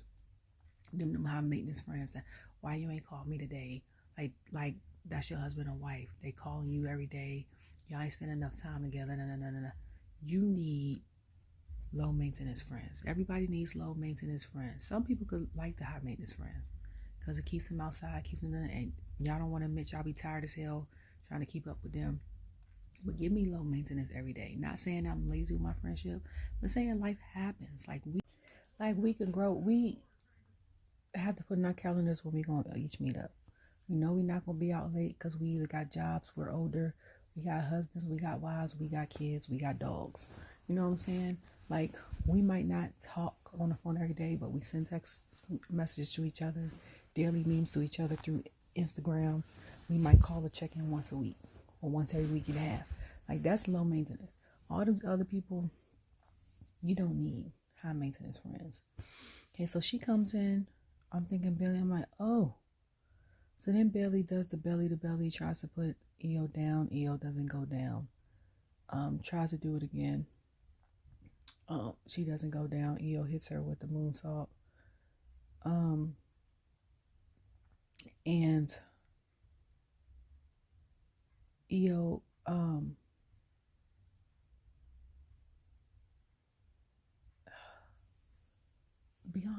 not Bianca. It's a lot of people names with B's. I need to research that. Like, why most of the wrestling people in WWE's names start with a B? I'd be confused. My brain is like, so Bayley hits her with something, and EO reverses it. Like, she flips out of it. I'm like, how did she do that? But I think after EO hit Bayley with that moonsault, she tuned out. I was like, yes, come on, girl. So people was singing Bayley, or like, oh Bayley, oh, something like that. And I was like, it's just so nice to get the crowd interaction with her. You know what I'm saying? Like, as soon as EO came out and she made the face, people were booing her, but not even that. Like, when Bayley came out and did her thing, and Samantha announced her, EO was giving her the death stare, and I was like, oh, okay. But at the end, I love the fact also that Damage Control met her there, but didn't interfere. You know what I'm saying? But it was also not a no DQ match. I do know that. But I love when factions do that. I love when, like, the Bloodline thing now is Bloodline rules. We know they're going to interfere, whether it was Bloodline rules or not. Like, we knew that was going to happen. And then I love the fact that when Rhea fights, she doesn't have the men come out, stuff like Raw, stuff like that, but she doesn't have like Dom and stuff come out and help. I would say the same one for Damien and Finn, but I think they've had Dom or JD come out when they fought KO and Sammy for the title. But like, I love that you can, it, to me, it raises your stock value, because you're like, well, we know she can win with such and such, but can she win by herself? You know what I'm saying? So for me, it's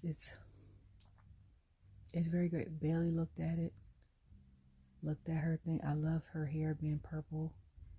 You know what I noticed too is her hair always matches one of the Usos from the Bloodline. Like, her hair was red and black burgundy and black, like jade jimmies at one point, and then it was purple with the blue at the end, like J's, and then that was the same color as Lie, how you say it.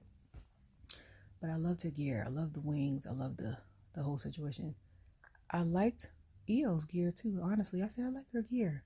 I don't think, because that's the first time I think she had gear without fur on it. I bet you she wish she had that fur on it today.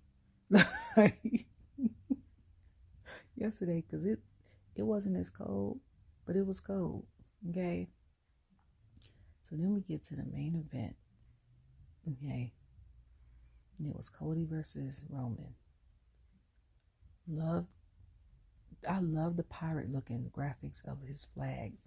Like, I don't know what made him think of that. I guess it's the jacket, because if you think about it, he do got a Jack Sparrow type jacket. He do got a little Prince of the they call it the Caribbean. I say the Caribbean, but tomato,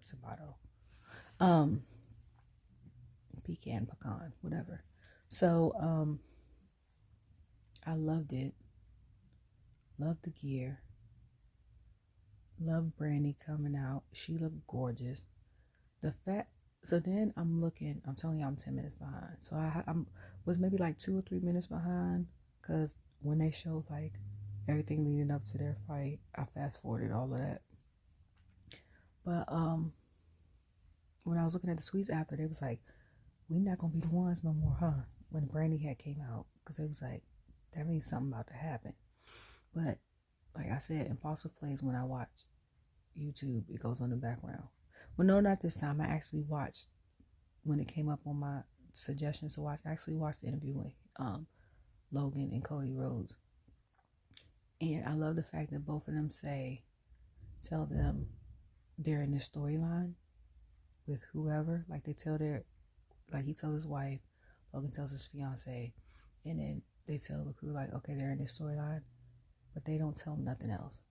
You know what I'm saying? Like like Logan might be like, I got a beef with KO right now. That's all, but that's all the people know. Like they know as much as we know.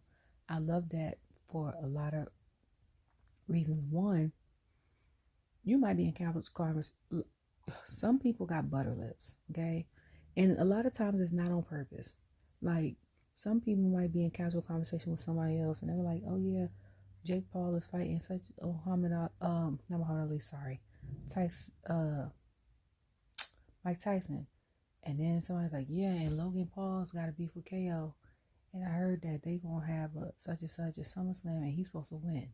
Like that might just randomly come out before you think without speaking. And now you done told somebody who's not in your circle. Somebody in your circle told somebody who's in their circle but not in yours. And then it spreads. And then it's all on the wrestling articles and stuff. And the whole world knows. So even now you still gotta rock with it, because it comes back to WWE, or you gotta pivot. Like, and that's why some of these articles now be telling stuff I don't even read, because I be like, y'all be letting the spontaneity.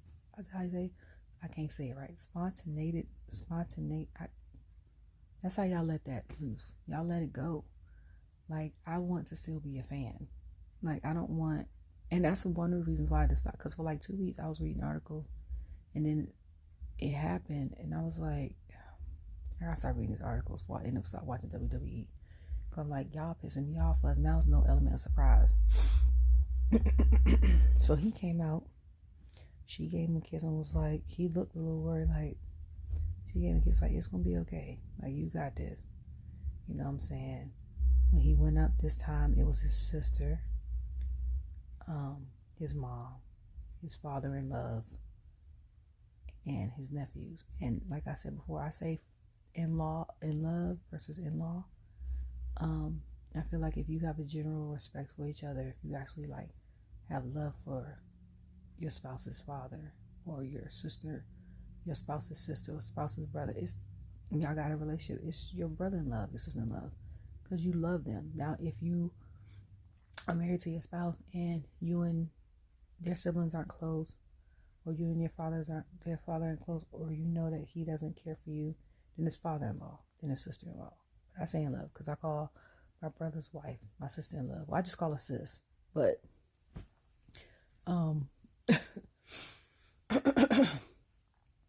Yeah, so they showed him deep, and then Roman came out.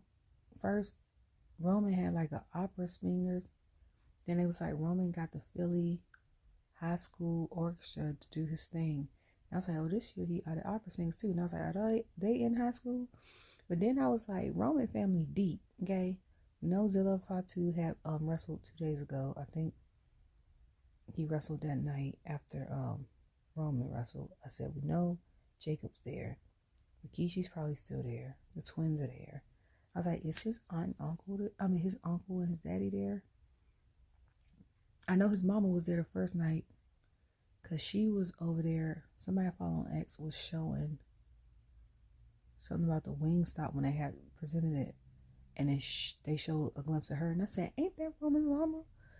So I was like, yeah. Somebody was like, y'all, Stephanie's sitting over here next to me. Like, they were so excited that Stephanie McMahon was sitting in their little circle. And then on the other half of the barricades where they put the families of like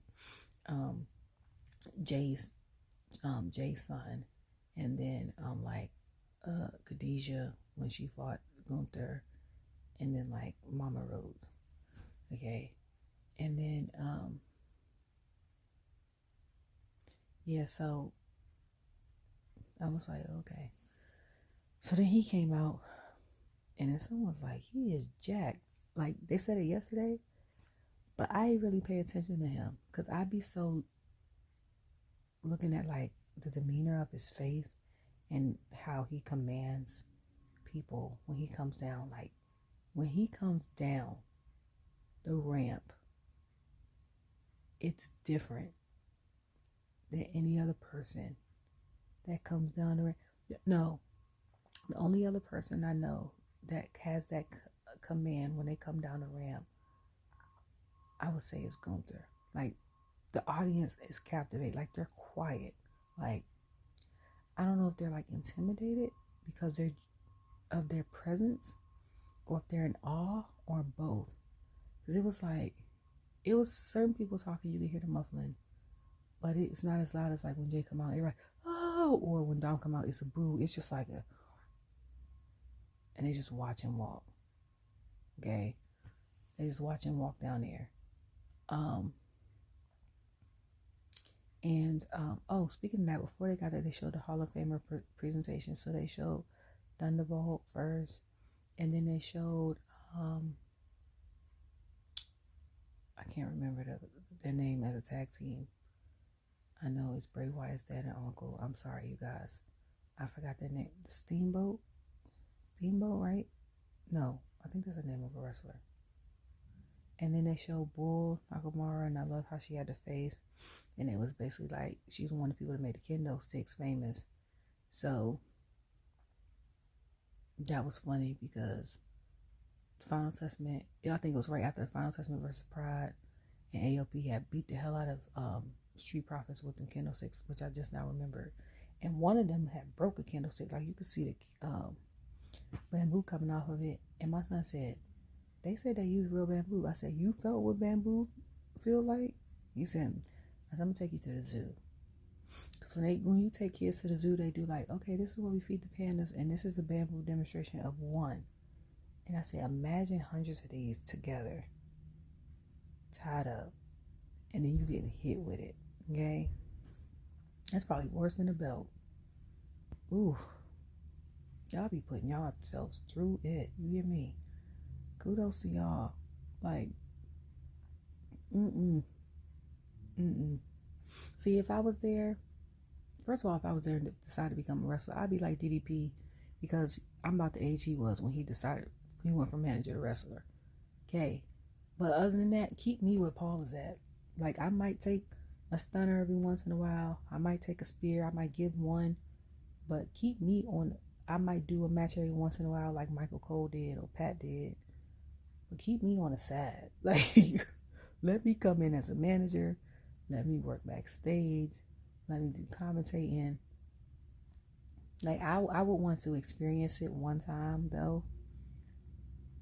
Just to experience it. But outside of that, that would determine if I love it or hate it. Keep me where I was at. Like, I ain't, you know what I'm saying? Because The fact, ooh,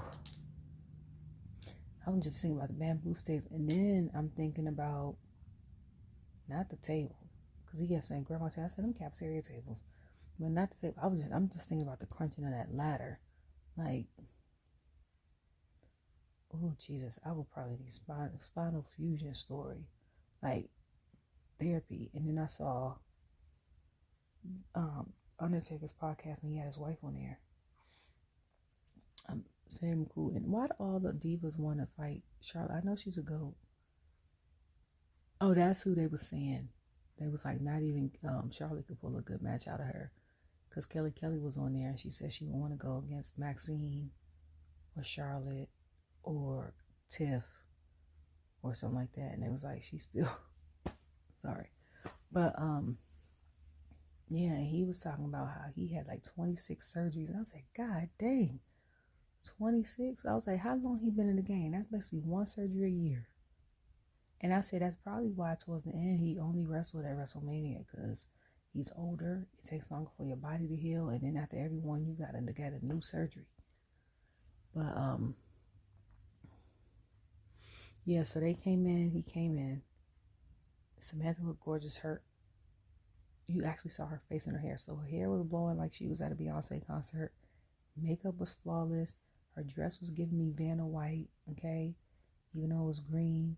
She was upset on her Twitter that her and Logan got the same color, especially after the match with her, him and Ricochet. And it ended up being a pretty good, solid match. You know what I'm saying? It was real solid. Ugh.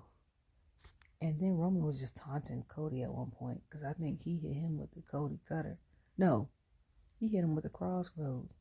First he said, I'm gonna miss whooping your ass. And he said, oh, of course, I said, oh. Then he hit, no, even before that, when he was walking, they said his name. And I saw the cuts in his stomach. I said, God dang. I said, how? I said, he got super buff for Mania, ain't he? But then, they start wrestling. Cody has the smile that he has.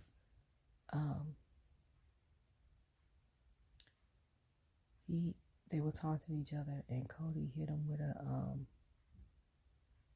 he hit Cody with his own crossroads, and he's just like, I'm just having fun.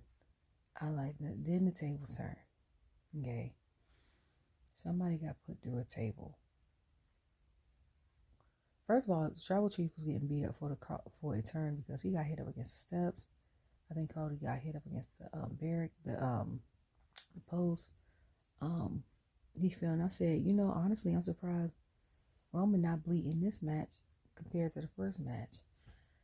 And I can't remember which one of them went through a table.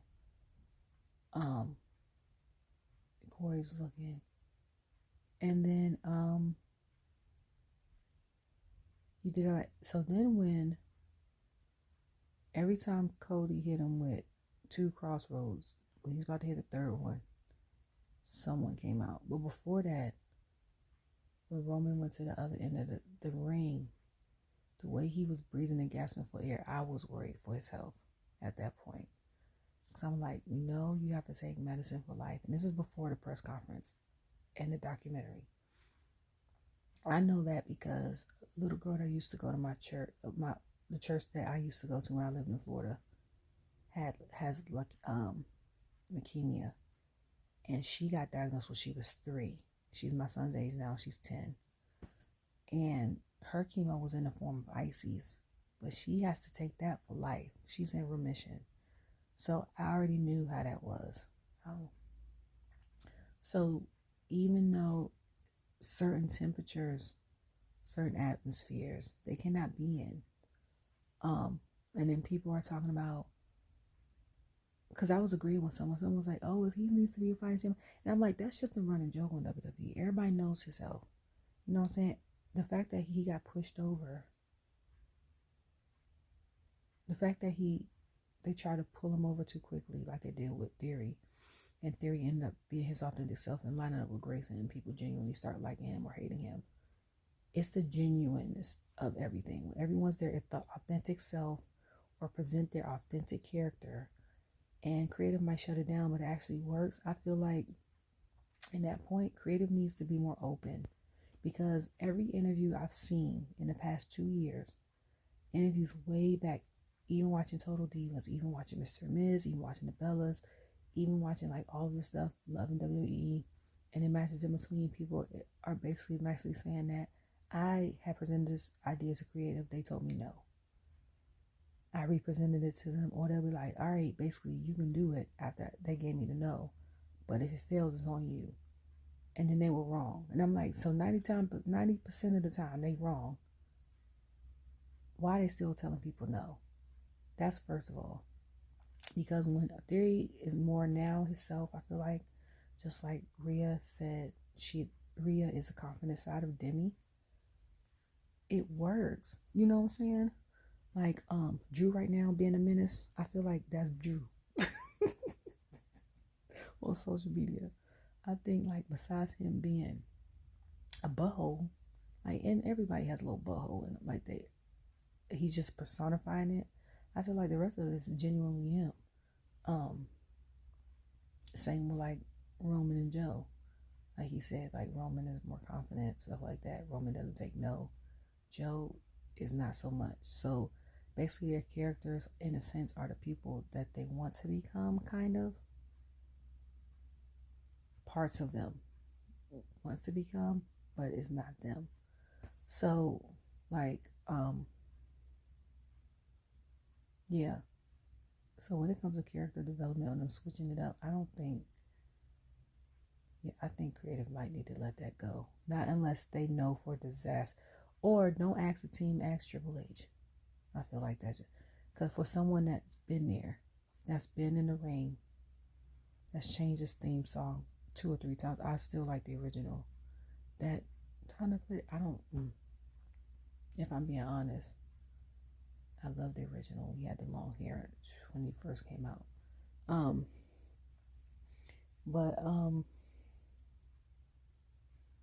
Yeah, run it by, I feel like y'all should run it by him instead of the team, because he's been in you guys' shoes, and he, I feel like, has a better ear and eye for what the audience will like. But the audience, you know what I'm saying? Or we're going to say, we're going to try it for a week or 2, and then if it don't work, do something else. Because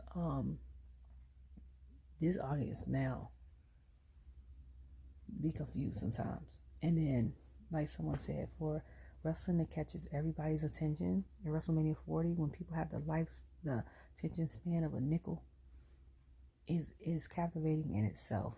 But yeah, I saw it because I was like, and then he was, guess what? I was generally concerned because, like I said, a little girl, and even when it's a nice day, and yeah, people were complaining like he doesn't speak Finnish. I was like, that's a running joke. I was like, he has been a champion for 4 years. He helped transition the company when it was going through the pandemic era. A lot of places shut down. A lot of people couldn't keep up. You know what I'm saying? He's uplifted his family, everyone outside of his family that had to do with the situation, like Sammy and people like that. And then he has to monitor his health. Like the pandemic, y'all wanted him to be around every week. Even though the pandemic was 4 years ago, people could still get COVID. Okay? Last year, during the summer now, because most flu season starts in October, but during the summer, people were saying they was getting a trifecta, and that was RSV, flu, and COVID in the summer. Nothing is worse than being sick and having the flu in the summer. Trust me. I had it 3 years in July, randomly. Somebody I know had it last week. But people are still getting COVID. Like, y'all want him to be around all these people. I'm surprised, and it's only because it's WrestleMania, that he's around all them people then. I would go quarantine after that. And I don't have a autoimmune illness. Like, that's too many people. Okay? We had a church service at Easter, and it was packed out, and I felt like I was getting cringe because I ain't had no mask on. Like, Because some people know they got stuff and they ignorant as hell and come outside anyway. And then some people don't know they have anything because they have it and they're carrying it, but they asymptomatic. So they don't know. They don't want to get tested even though they've been around millions of people. And y'all want him to come out every week doing that. And y'all know people are nasty. Like, let that man live, okay? And someone's like, yeah. And I was like, yeah, y'all need to let him do him. I was like, not only is he spending time with his wife and 5 kids, but he has to rest. Not saying, that he's on bed rest the entire time, but y'all forget that he's absolute genius. He got it written in his contract. If nobody sees a problem with it, and he has to take care of his health first. So, but he was breathing and like gasping for air. And I'm like, it's cold outside. He got wet hair. I don't know why his hair was wet. Like, we need to put Roman in with the Undertaker braid. Undertaker hair long as hell too. When the Undertaker braid, or have him wrestle with this bun, and just not keep it wet. Cause I was like, the pores are open, chill can get in his scalp, like he breathing all hard. I was worried for his health at that point. Okay. So then when that happened, Jimmy come out. Jimmy hit Cody with a super kick. So then Jay come out. The crowd goes crazy. He meets Jay at the top. Jay and them fighting. They barely lifting off the ramp. I was scared because I said somebody gonna fall. Jay put Jimmy through the table. I'm like, oh shoot. You know how tall that ramp is from there to that table? And even though the camera shot it a certain way, so it don't look that tall, that's a long way. You basically at the top of the ramp and getting thrown into the bottom of a table. That's on the ground. Okay? That gotta be at least 10 feet going down. And then you're going down fast. Ain't no slow motion. That's your weight in the wind. So then he hits him with a couple more crossroads. They try to fight out of it, whatever. Was it a Samoan drop? Then Solo comes out, spikes him. Then he's like, finish the story. No, he was like, pin him. Get him. And he was like, I am. Like, that's what I told him. I said, that's right there. You could tell y'all related. Because you know how when you play with your cousins and stuff or your siblings, y'all be playing, but you be arguing, playing like, play Uno or Spades or Monopoly in the black household. Or Face 10. You see what I'm talking about. Okay? Like, we get loud. Okay?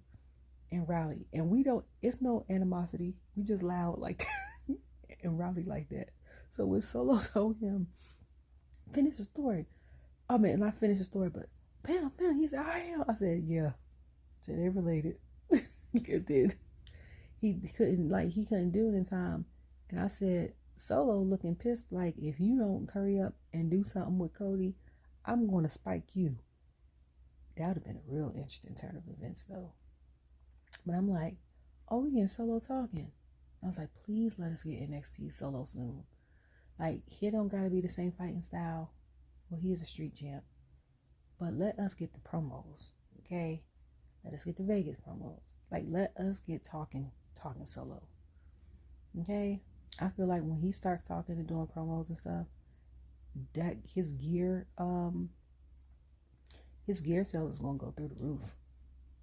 Mark what I tell you. Okay? Mark what I tell you. So then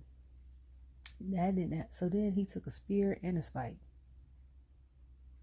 And then he still didn't get pinned. So then Cena comes out. So people were confused why Cena came out. I was too, until I saw the press conference.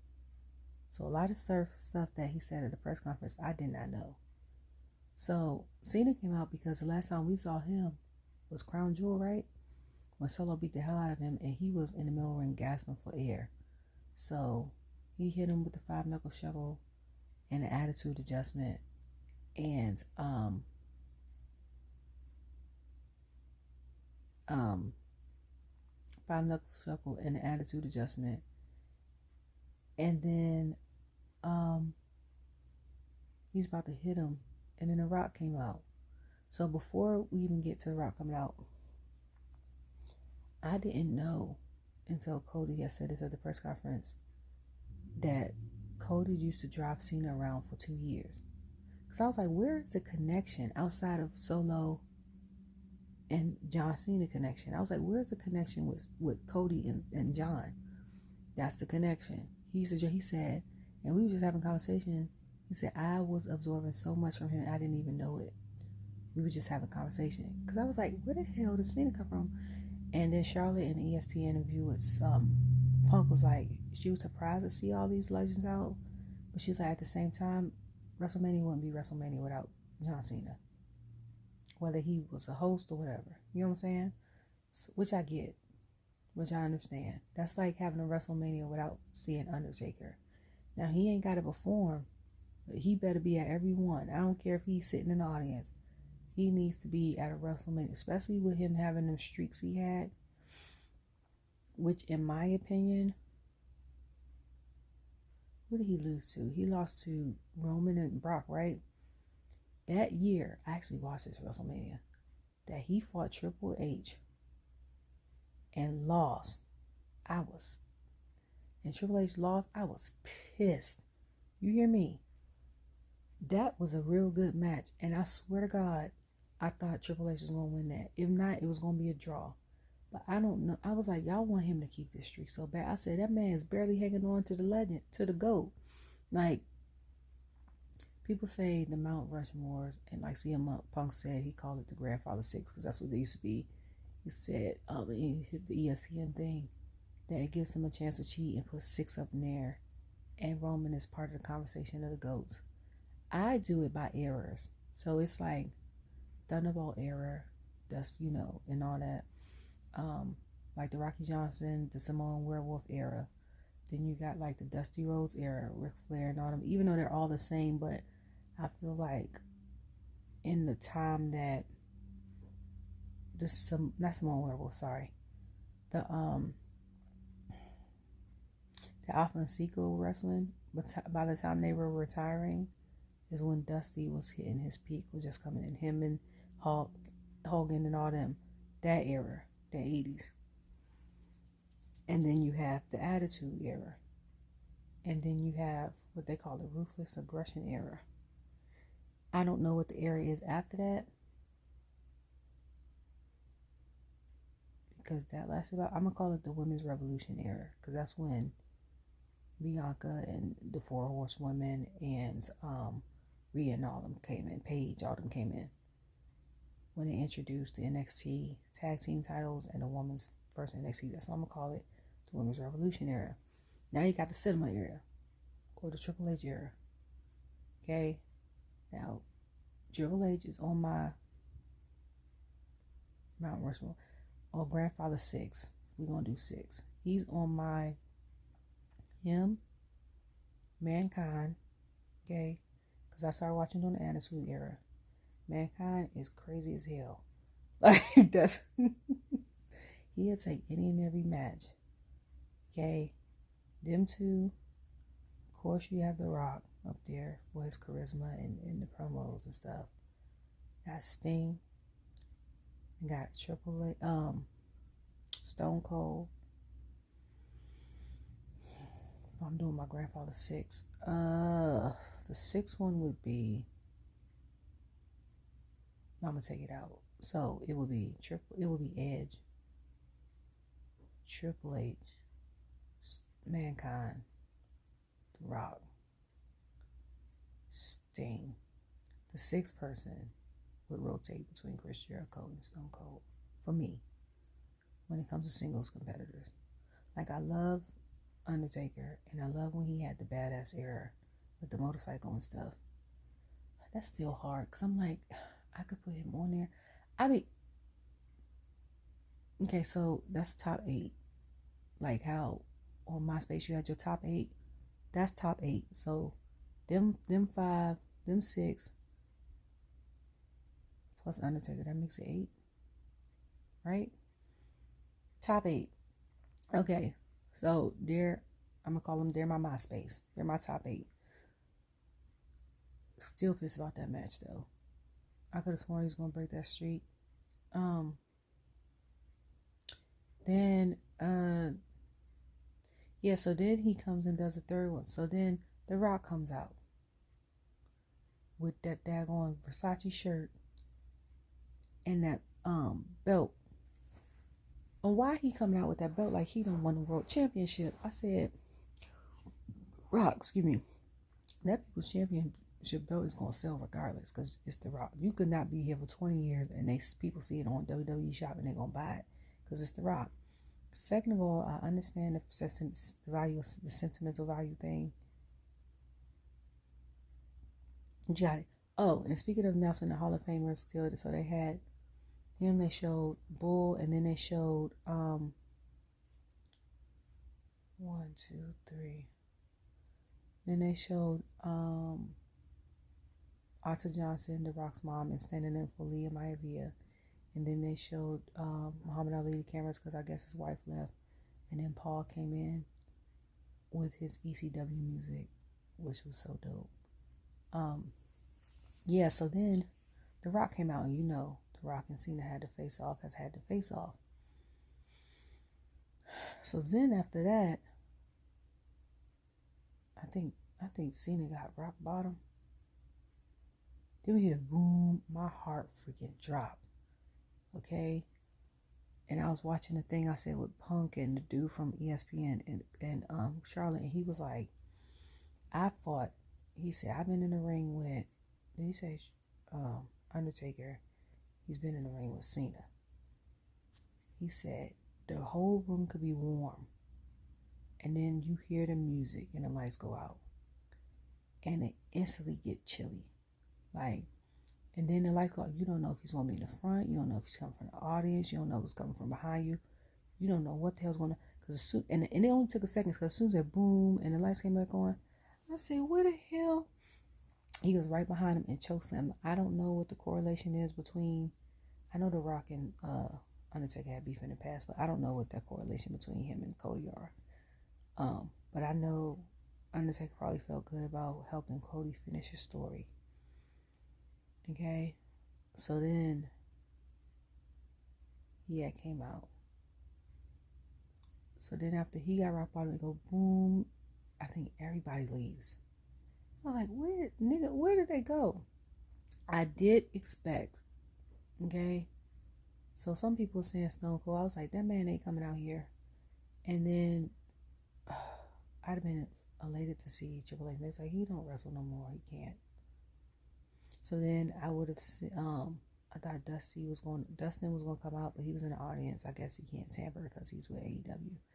And then my other thought was Simone Werewolf was going to come out and help the Bloodline. But he didn't, which is fine, but it still came out to be great. So then after that, the Shield's music come on, and I'm like, oh snap. My mind instantly went to John Moxley, aka Dean Ambrose. And I thought I was the only one until I put it on. So they put on Twitter. Someone said, "Did y'all think Moxley was gonna come out?" I said, "Okay." I thought it was just me. And Seth came out with a chair with the Shield, with his hair blonde, and I don't even remember when did he get his roots touched up. Okay, so he got the new type of hair color that like Tori Kelly used to rock before she went back to her original brown. So Tori Kelly used to color her hair blonde, everything but her roots, which is smart because if you know hair, which I know hair, is when you color your hair and you don't want it to be stripped from your roots like that all the time, you let your roots rest. That's where the freshest part of your hair is the roots, because it's coming out. It's the freshest part, it's the baby and the virgin part. But to make it look more natural, you keep your roots, like whatever your hair color is, and then you color the rest of it, whatever you want it to be. That's been the thing. So that's what Seth got, because when he took all his hair down, I was like, when did all of his hair get blonde again? Like, it was almost halfway grown out. But, and they showed him, and he had the Shield jacket on. I said, like, I gasped. And then I almost cried. Okay. And he had the chair in his hand. And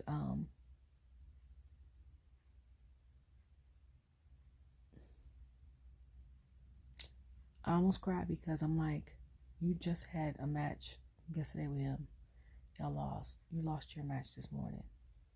You got a piece of a back, like literally fragments of a back that you've been too stubborn to go get surgery on. You know, just got Claymore 7 times, decided to get up, ice it down, put on the clothes, and still go out there and help him. Because I thought when he was like, I will always be your shield, that was like the way he said it to me was like he was going to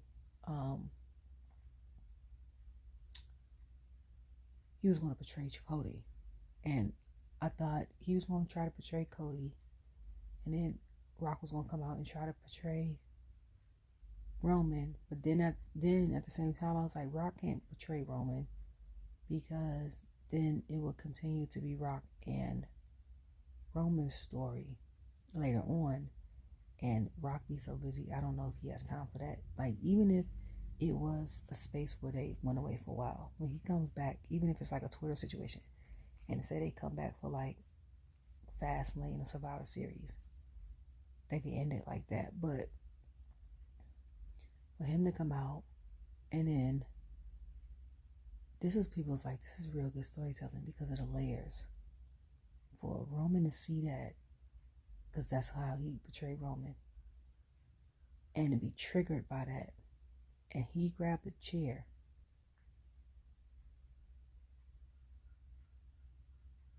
I'm trying to think.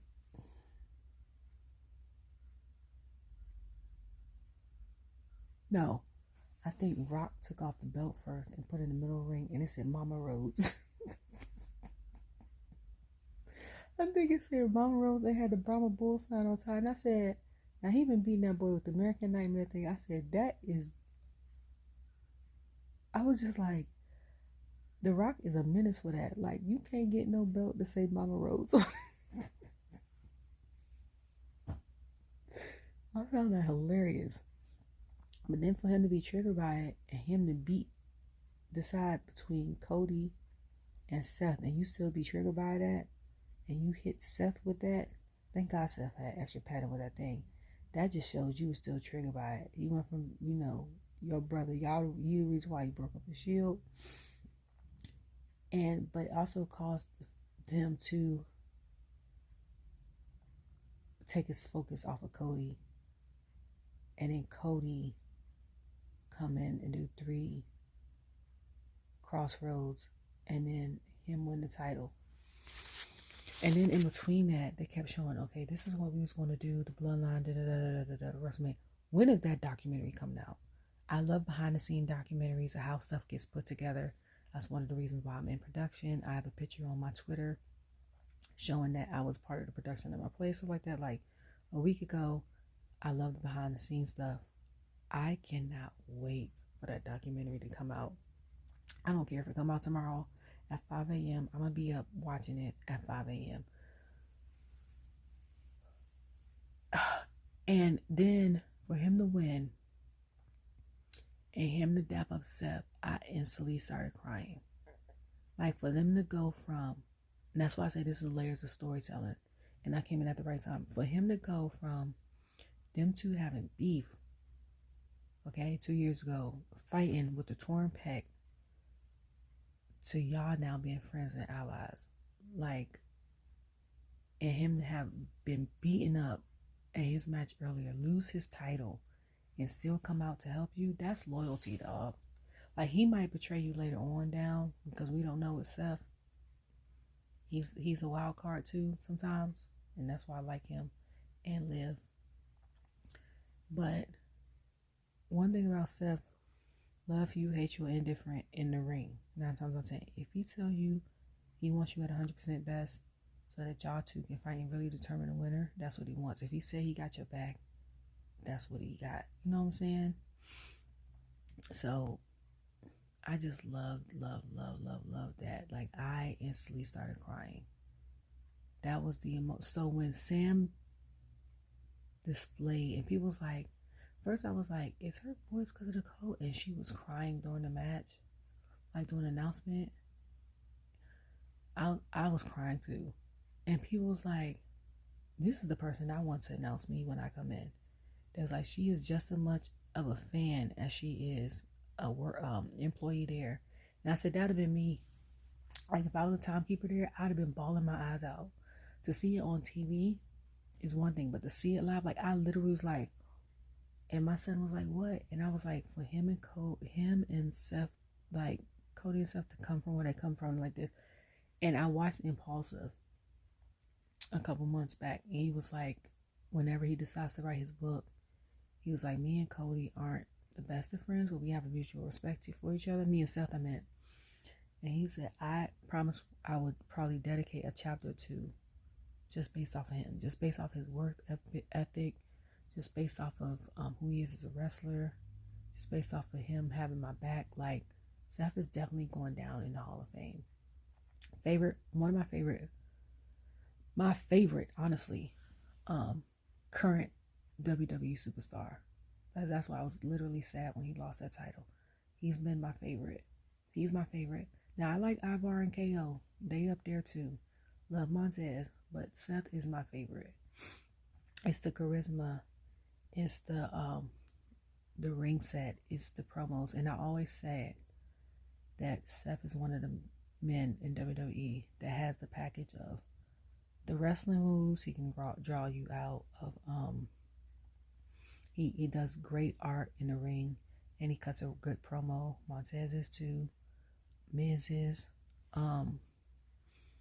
It's a fourth one I said. On LA Knight. But the difference with, I think, Montez and Seth for me is they have the total package for me. Miz, I think, is more of a promo guy.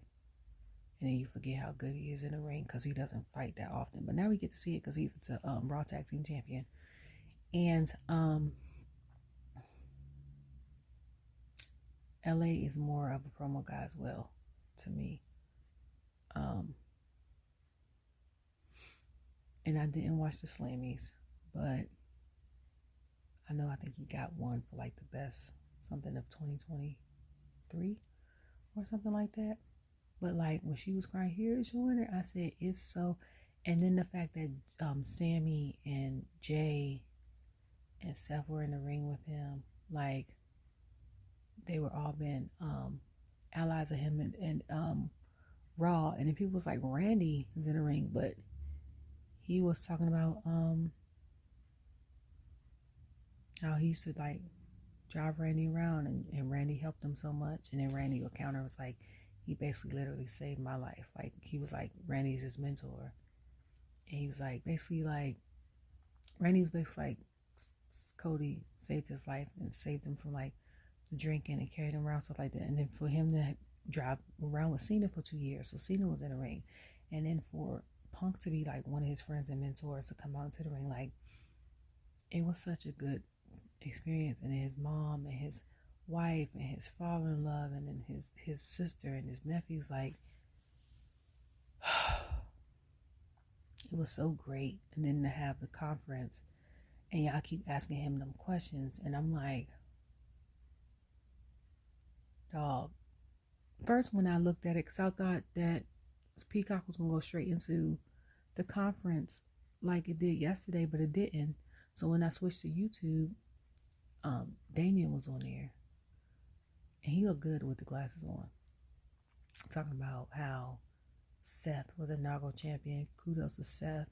Like, kudos. Seth was getting a lot of kudos tonight, and how he said this is a workers' title. This is, you know, he's going to fight every time he could fight. And Damien was like, he thinks he's the number 2 person that had the most matches this last year. And I was like, has he? I had to reevaluate my life because I'm like, who's had more matches than him?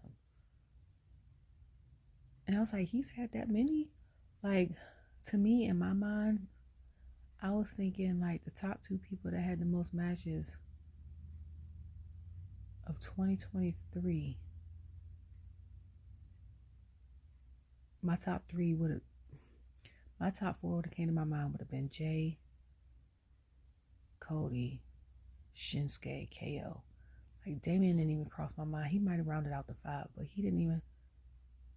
Oh, I forgot to put Seth up there. Okay, Seth. He might have been the top 10, but he didn't cross my mind as number 2. So for him to say that, I was like, that's interesting. That's interesting. So then Cody came on, they kept asking him questions, and then they show his mom. He was like, my mama don't even want to be on TV. She was like, she be asleep by 9. Okay. He said she ain't know about none of those promos until recently. And then he was talking about his dad and stuff like that. And I said, the man already crying. He's overwhelmed from the win. I said he got tears welled up in his eyes. They haven't fell down yet, which is a skill in itself. Because once tears get right here, if I don't think about something real quick, they coming down regardless. I was like, and then he asked him something about his dad. He looked away, had to straighten his face up, and then this meme popped up that I put on my Instagram of how it's a side by side. So it's showing an old school TV from the 80s or 90s. And little Cody sitting on the couch, it's a cartoon drawing, and watch his dad. And then right next to it, it shows Dusty on the couch watching his son win, and his son is on the screen, but it shows clouds and stuff like him in heaven. And I was like, whoever made that, they did a good job. Like, that's emotional. Okay. So then after that, who else came to? Bayley came out, and she was like, she had shouted out a girl, I think she's 16 now. She said she used to be where we parked our cars at and try to get, say hi and stuff like that. And she was like, now she's fighting in the indies. She's wearing her shirt. She's probably going to be freaked out. She was like, but I used to be that girl. Like, I used to be a girl like that. And she, you know who else used to be like that? Cora Jade. Which is crazy how fast time flies. So they showed, I think it was Cora Jade or Roxanne Perez, one of them. And I was watching Total Divas, and they were standing outside by where the superstars parked their cars. And they went up to Natalia, because Natalia goes up to the kids, and she asked, that's what they had to do with wrestling. And they showed that clip. Somebody did like a cap cut from like TikTok and show her now she's in NXT. Like, that's crazy. And I was like, because we look the same, but we forget people get older. And they say, which is true, it's like, you want to know how fast time flies. Because when you're little, it doesn't go by that fast. They say you want to know how fast time flies is when you watch your children or watch people that you've been watching and mentor grow up. It goes like that. Like, I can still remember myself in the hospital giving birth to my son, and he's 10. And these 10 years have flown by, okay? You hear me? And I'm like, in half his life, before, if he leaves to college, he's gonna be gone soon. But it goes by so quick. And she's talking about she had to get used to the crowd cheering for her again. She apologized for calling some of them idiots. She's been an idiot for that, even though some of them are idiots sometimes. And I was like, yeah, that's true. But so I guess she's going back to being a face. But hopefully outside of Naomi, she finds another ally. I think by association, she's going to be with the big three. Just by Naomi trying to come out and help her. And then her and Bianca are going to have to bury hatchet. That's going to be like when Charlotte and Becky and Survivor Series had to bury the hatchet, or like Cody and Seth had to bury the hatchet. Like, they would have to bury the hatchet to fight them. And then, Triple H came out and did his numbers thing before he got emotional. He said he's not going to get emotional. And 142,000 people came out, which was, what is it? No. Was it 142,000? 146,000? It was like 145. Yeah. So about 15 or 16,000 less than last WrestleMania, because the SoFi Stadium has more seats. So for people like, this is record breaking. It was record breaking in everything but ticket sales. If we're gonna keep it 100, like WrestleMania 39 had like 80 something thousand the first night, 81,000 the second night. This year, because it's at a smaller stadium, had less people. But regarding the views and the merch sales and the other events like Up Up Down Down and WWE World and SmackDown and the Raw Tonight and stuff like that, I have no doubt it's broken all the other records. Have no doubt. The fact that you have people, like I said, from ESPN and Nightcap and Today's Show and Jimmy Fallon, who's been a fan, but even people like, Joe Budden podcast and people podcasts that don't even talk about really sports in general, but talking about wrestling. You know what I'm saying? Like Joe Budden and them talk about current events in the Black community, music. They might touch on some football. The fact that they was talking about WWE because The Rock was back on there. Okay. And the one dude was like, I started back watching before The Rock even came out. He was like, and the women are muscular. He's like, but they're gorgeous. He's talking about like Rhea and Bianca and stuff like that. And so I was like laughing, like, you were back watching wrestling. And I'm like, y'all laugh, but one, you either secretly watch it too, and you laugh because you think nobody would think nobody say that out loud. Or now since he mentioned it, you started watching. And now you're captivated and you're still watching. Okay? Because Ojo was like, I haven't seen a match since I was little. And people in the comments was like, I can't believe he watched WWE since he was little. That's how you know people are retarded. Okay? Everybody don't watch the same thing. This is why we got 1,000 streaming things. And I still ain't watched half of them. Like, I had Amazon Prime forever. Ain't watched a show on there yet. Now, I might catch some movies. And it's a lot of good shows my mom tells me, but it's too much. So, honestly, if my son didn't get me back into watching wrestling 2 years ago, I wouldn't have watched wrestling. I would have been watching Dreamville from my house. Wouldn't have known nothing that's going on in wrestling world. All the wrestlers could walk past me. Wouldn't know who they were. Wouldn't know who you were. You know what I'm saying? And people are like, I can't believe, and he was like, I didn't watch a women's match growing up. And I was like, that's fair. I was like, because back then the women didn't have a lot of matches. You know what I'm saying? So, and people are like criticizing him for it, but it's true. But it's just amazing. I can't wait to see what's going to happen on Raw tomorrow, because y'all know I have Hulu, so I can't watch it live tonight. And then I can rest my voice till Friday, because this thing is shot. It still hurts. So, yeah. WrestleMania, he called it his era and stuff like that. Like, I've just surpassed night 2, surpassed anything I expected. And I wasn't even really anticipating watching night 2 outside of Bobby and them and Bayley. I wanted to only see the main event because I wanted to see how that was going to end. And I forgot, honestly, that some of the other people were wrestling. Because once, like I say, I put this out on social media, I forget everything I said. I forget everything. Not like the matches, but like I forget everything I said, because I try to say it in the time that I'm thinking about it. That's why it's called Wrestling and Rants, because I might go off on tangents. And I try to be authentic as I can. I don't want to read from a paper, because then I feel like there's no point in me doing that. Now I'm a journalist, which I could be. You know what I'm saying? If I got hired to be one, I could very much so be. But I want to, I'm reacting as a fan right now. Now, when I get a job at WWE, or being like lead or Triple H's virtual assistant, if y'all need one, hire me. Okay, I'm very meticulous and very detailed.